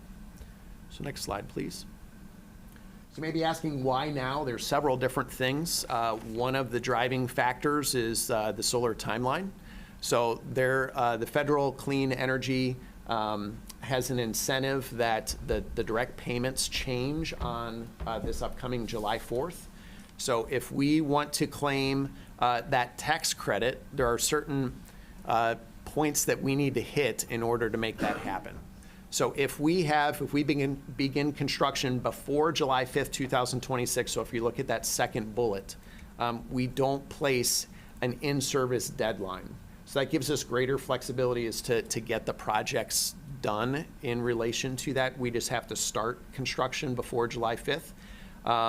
And typically that extends that out for us to 2032. Whereas if we start after July 4th, I know that's like there's a day there, Okay, but after that, we have to have the service in place by December 31st, 2027. So it changes that timeline and the ability for us to potentially have realized the full tax incentive or tax credit that we would be able to get. There are two things that we have to do, again, with that timeline. One is to get an interconnection application completed through ComEd, which there is a low cost associated with that, but there are steps like that we need to take, and then it typically takes ComEd like 30 to 60. 30 to 60 days to get that approved. So that's, again, another, you have to have that done in order to get that federal clean energy tax credit. And then we also have to have a 5% spend, which we don't think that there's going to be any problem with meeting that in that July 5th deadline. We know that project costs aren't going down, right? That's a given. And we also know that energy demand continues to increase with all of the data centers that are coming online. So I don't play the futures, but if I was thinking about that, energy costs, the direct cost from ComEd isn't going to go down. If I was a betting man, I would say it's going to go up, right? And so this is an opportunity for us to realize and really grab a hold of that and take care of things on our own. You can go to the next slide. What's unique about this and what Honeywell presented is we also have a potential to do some capital improvement projects, and we have up to $2.5 million included in that. There are certain requirements that have to be met in order to utilize the funds for this. So we're investigating these. So I'm saying these are potential. This is not something where I can say for sure, hey, we are going to be able to do all of these things, but we're looking at potential. One of them is our security camera upgrade. That's the hardware. In January, I'll be talking about the software side of it, the cloud-based that we're looking at for our own funds, not through this project, but this would allow us to upgrade our camera system on the actual hardware, the cameras themselves. Potentially additional safety film installation in different areas that we've identified that we need to do so. And then, again, these are all district-wide things. Controls work for our HVAC. We can look at the optimization of our functionality there, as well as just look at our overall HVAC system in how we're managing that through the controls. Specifically at North and South, we'd also be able to look at a public address system upgrade. We have a hodgepodge at both schools with our PA systems, and so this would allow us to update that to allow for better communication and more reliable things. As well as at North, we need to do a remediation in our auditorium. We have some moisture and ventilation issues that we've identified, and we believe that this would be able to allow us to do that and address that through this avenue. Next slide, please. So I'm going to turn it over to John, who is here, as well as Josh is here from Honeywell to go over the next slide and to they are the experts in this, right? So if we have questions, they're standing ready to answer some of those things. So I'll turn it over to you guys. Okay, so we had one of our solution engineers. Is this on? Yeah, okay. You're good. My ears don't work so great all the time. So we had one of our solution engineers who's not with us, Jason Serbin, and what he did is he came out, he worked with Michelle over at North, and he worked Mike over at South, and they walked the buildings, right? And so the information in the report we delivered to the team so far is based on our internal engineers' estimates, okay?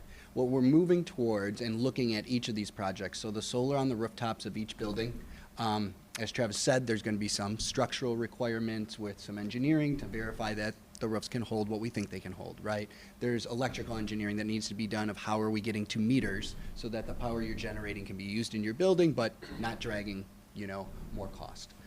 Building envelope, so that's just taking a look at things around the building. And all of these things that we're looking at in this list here is really like the energy conservation measures. So these are things that in doing them, there are significant ComEd rebates. Solar has a significant ComEd and federal rebate along with some state of Illinois incentives. So everything on this list can drive the savings that allows for those other capital projects to get done. things like a public addresses system, if that's something you guys need to take care of, within the law, it also says capital cost avoidance. So when you're thinking about these buckets, here's where we can find the savings and make the buildings more efficient. But some of those other projects that we discussed will go through and we'll do the work that you need to kind of project manage, identify possible vendors, things like that. So we help you all with the process. So in taking on a large upgrade of your buildings, right, it is not overtaxing your business folks, your operation folks, right? You kind of bring us in to do that service for you. We walk you through and we help you to maximize all the financial avenues that you have available to you. So along with that, Honeywell does have, again, it's a guaranteed energy savings.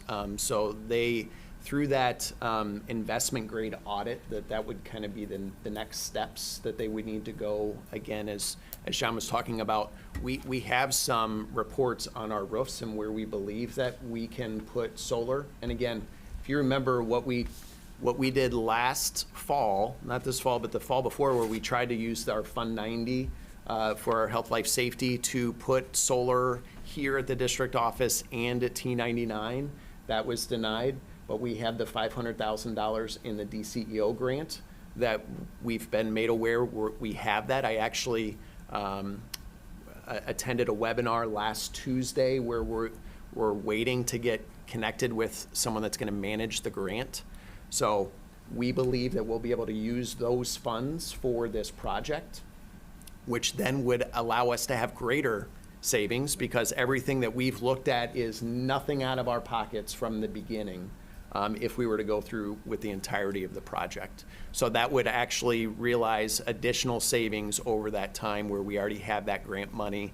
But we want to make sure, again, hey, we have this grant, we have this opportunity, how does that work? Does it mess with any of the rebates? All of those different pieces, so we're still investigating some of those things. But with that investment grade audit, Honeywell has already put in a good amount of time and resources into this at zero cost to us. If they move forward and do this investment grade audit, in essence, they're going to do a really deep dive into our facilities, all of those different places. So if you remember, with our health, life, safety, we did an A&E architecture and engineering costs. What this looks like is it would be about 2.5% of the total project cost is about where we're at right now, what we believe that to be. So what that means is if we continue on and we go through and they do the investment grade audit and we move on with Honeywell, this is not a cost to us. It's built into the project. But if we decide, you know what, thank you for doing the investment grade audit, we don't want to move forward, we are responsible for 2.5% of the final estimated cost, project cost, right? So there is some risk associated with that, but that is that is less than a percentage of what we typically pay for an architecture engineering type of a service, and we get to keep all of those all of those reports, all of the different things that they find, that then those are the districts. I don't know if you want to add anything. The two ends of the guarantee is the investment grade audit. We do put in a lot of time with our project managers and our solution engineers to make sure that the things we're recommending, right, do pan out to deliver those savings, right? If we find something that we don't think is going to deliver the savings, we tell you we don't recommend it. So we do put a lot of time and effort into that, and what that 2.5% basically just represents is our just cost. Sure. The cost of the time it takes for us to walk folks around, third-party costs, all of those things that come involved with it. So we do that investment grade audit to guarantee the savings and also guarantee the cost of construction and completion of the project. So we're going to guarantee two pieces, and if we move forward with that investment grade audit, when we eventually complete it, we come to agreement on what we think the savings numbers can be and what we think the construction, in negotiation with you all can be, and we all agree on those numbers. There will be no change orders from us if we make a mistake in our investment grade audit and it costs us money, it costs us money. So the construction gets done for what we agree, and every year those savings, if we say they're $200,000, and for one, it's not sunny all year, we have a bad sun year, then If it only saved you $147,000, Honeywell writes you a check for $53,000. Our team is pretty conservative with the numbers that we put out there kind of in this opening stage. We don't often put checks out. We have, Josh could speak to the balance and the number of checks we write. We're pretty good at it, but if we do make an error and we don't hit the construction number, or we don't hit the savings number, we're on the hook for it. We don't come back to you. And for context, we have about $1 billion on our balance sheet in risk and savings for our customers across, across the country, across the world. And we write checks less than 1% of the time. Right now, out of the $1.1 billion we have in our balance sheet, we write less than $300,000. Back to customers. So we've been doing this since 1986. We've done about 7,000 projects. So we've got, our ducks in a row, so to speak, when it comes to delivering, projects like this. And since 1986, we've done 1,734 K-12s in North America, just for context. So kind of our next steps, Honeywell's going to continue preparing and we'll bring that investment grade audit to the board for consideration at the January 26th meeting. If the board approves that and they continue on with this, then that would lead to the next 3 bullets of analyzing those final numbers. With the investment grade audit, we'd bring those back and that's anticipated for March. Then in April, that would be the final board decision, right? So we would present in March, here's what the savings are with the decision at that April meeting. So again, if we have that decision where we say, we're good to go, we're gonna continue on with the project, there is no cost associated with that audit, but if so, then we would need to be prepared to pay 2.5% of that. And you would have all the financials, right? We would work with the finance team, our finance team, all of those things. So everything would be laid out. And just like we laid out this high-level timeline for you all, we would be normally connecting with your team here at the district and the buildings every week with updates. So you would have a lot more information throughout this whole process. But, to use your time efficiently and wisely, we'd probably schedule a couple of times when we had significant progress to go over and kind of update y'all. There would be a lot of things behind that. It's kind of like the presentation on Infinite Campus. 3 slides. There's a lot of work that went on behind the scenes, to make that to make that happen. So, and if we were to move forward, right, the project would start this summer, and we would have a timeline again associated with that final of, hey, here's what this looks like. Here's when we would be able to get things done, and to realize those savings and to hit those timelines that we need to hit. So any questions about any of the things that we presented? Just to confirm, so the investment grade audit, that will be the list of the projects and the estimated project cost, right? That's a detailed itemized listing of all the, okay. That's the end goal. Yeah, that's the end goal. Okay, and that's, which will be the, just essentially then there's no capital outlay, that's the cost of the project that is then repaid with the guaranteed savings that are based off on generated, the preliminary that we did, and we're pretty confident when we walk all the subcontractors and get those prices. There is an option to work at less operational dollars than you currently are, based on those savings. There is a $0, we can build in some of those other capital cost avoidances and pretty much keep you budget neutral throughout the project. What that does with that tax exempt lease, right? It's structured in such a way that our savings, when we look at our payment for the year, right, and the savings that we get are greater than the payment, right?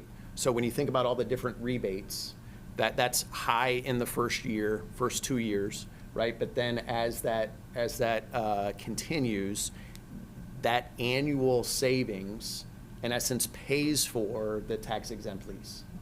So there's not additional money that's coming out of our budget to make those payments. Right. There are on the sheet, right? Yeah. But when you look at the savings that are there, we have greater savings than what we're paying. So that's where we have those other things, and we've been talking about and trying to find ways. How do we put that money directly back into classrooms? And this is a great option that we think that would allow that to do. So instead of budgeting for energy in a budget line item, the budget line item would be the lease payment. So we reduce here but increase over here, so it balances out. And that list you showed, the PA, the HVAC, those are projects that meet the requirements of how to use the savings, so there are limitations on how you can use it. Am I understanding that correctly? No, that's for, to be included in the project. Oh, so There are that's to build it. limitations. What Yeah. we do with those savings, that's completely up to us as a Oh, district. okay.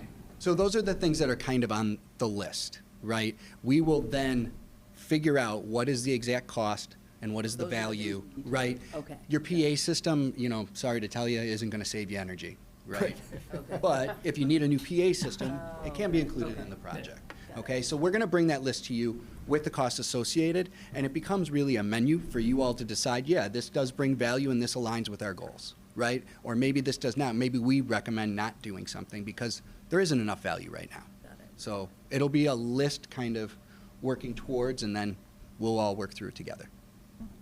Our list of capital improvements is very long. Yeah.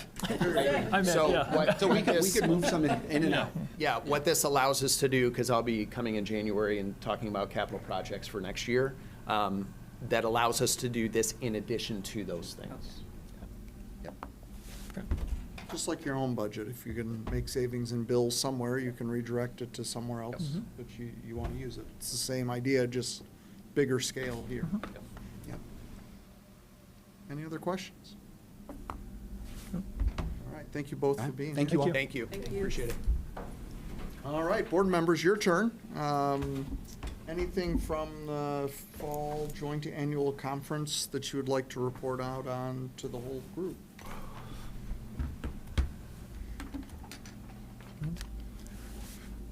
I took advantage of the Friday sessions, just for the benefit of, which are longer sessions. I think about two and a half hour sessions. I found it useful, insightful.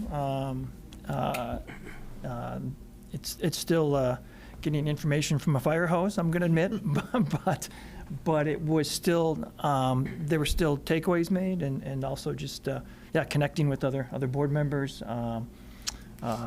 Feeling even more so part of that community. It was very much enjoyed it. Yeah, so I thought it was very useful. Yeah, so I appreciate the opportunity. Thank you. Yeah, I think one of the biggest benefits to the conference itself is the ability to talk with other board members from different parts of the state specifically, and have a better respect for how well we operate as a board, despite some complications over the years. We are in a pretty good spot, and I think we work pretty well, and especially comparing how some of the other boards operate and the way that they have had challenges over the years. I think we're in a pretty good spot, and I think it's we're well known around the state in a way that I didn't realize we were, and that's pretty cool, thanks to Hank and others. So yeah, it was a great time. Yeah, I agree. I love it.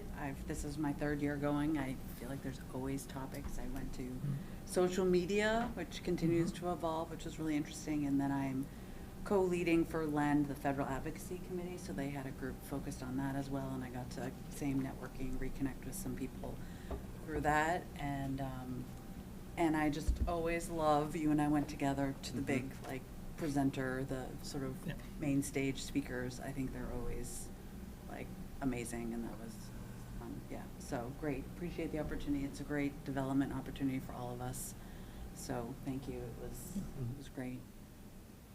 Thanks for signing us up, Julie. You did all the legwork. Yes, thank you, Julie. Anytime. All right, getting close to the end here. Freedom of information requests. We receive them, we fill them, and we post them on our website. You can find them there. All right, on to action items.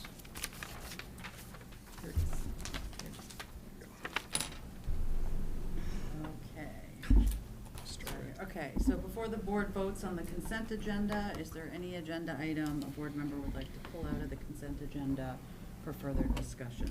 No. Seeing none, I know, Reed. Yep. Okay, so I need a motion for the Board of Education to approve the consent agenda as presented, which includes A, personnel report, appointment certified, appointment classified, B, personnel report resignation classified. C, personnel report termination classified. D, November treasurer's report and financial pages. E, award of bid North High Band uniforms from DeMoulin Brothers and Company in the total amount of $130,588.90. And also the acceptance of a donation from Fitz and Jean Wildermuth, acceptance of the donation from Anne Marie's Foursome, and acceptance of the donation from the Downers Grove Junior Women's Club.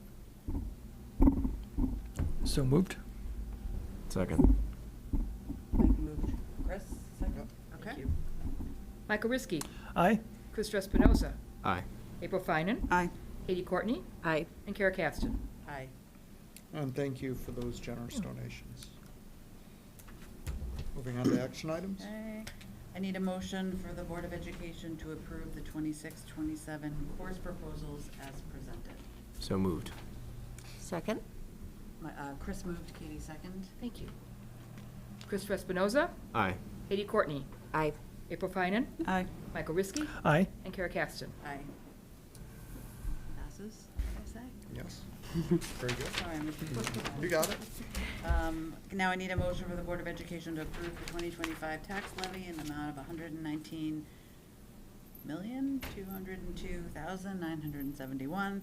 The certificate of tax levy, the certification of certificate of tax levy, and the certificate of compliance with the truth in taxation law as presented. So moved. Second? April moves, Katie seconds. Thank you.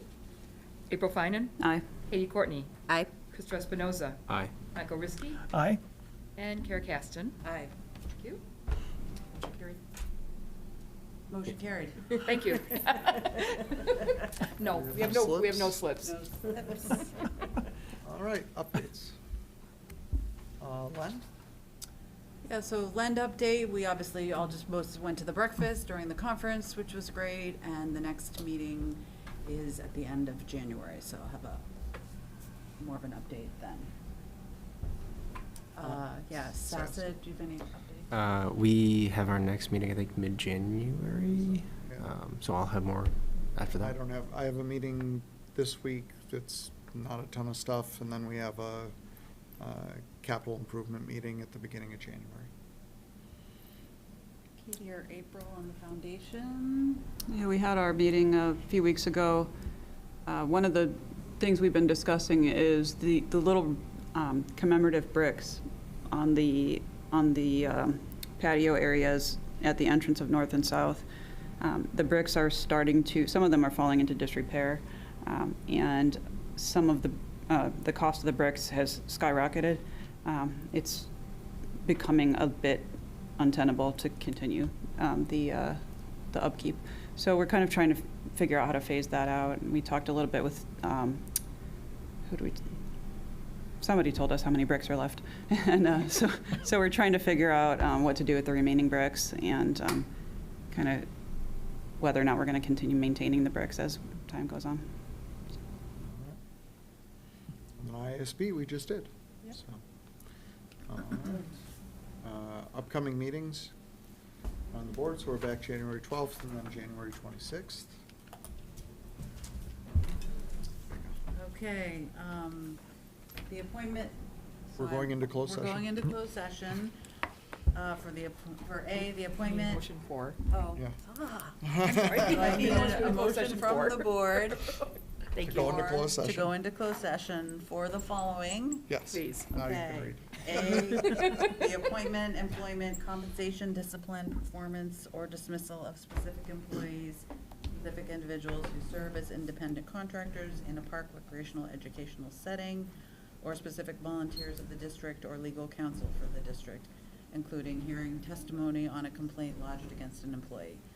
Specific individual who serves as an independent contractor in a park recreational educational setting, or a volunteer of the district or against legal counsel for the district to determine its validity. And B, collective negotiating matters between the district and its employees or their representatives, or deliberations concerning salary schedules for one or more classes of employees. And C, litigation when an action against, affecting, or on behalf of a particular body has been filed and is pending before a court or administrative tribunal, or when the public body finds that an action is probable or imminent, in which case the basis for finding shall be recorded and entered into the minutes of the closed meeting. The only action the board will be taking when it comes out of closed session is to adjourn. So can I get a motion to go into closed session? So moved. Second. Chris moves, Katie second. Thank you. Christopher Espinoza. Aye. Katie Courtney. Aye. April Finan. Aye. Michael Riskey. Aye. And Kara Caston. Aye. Motion carries. All right, we'll be in closed session in this room after a short break. Our students, I'm sure, want to get out of here.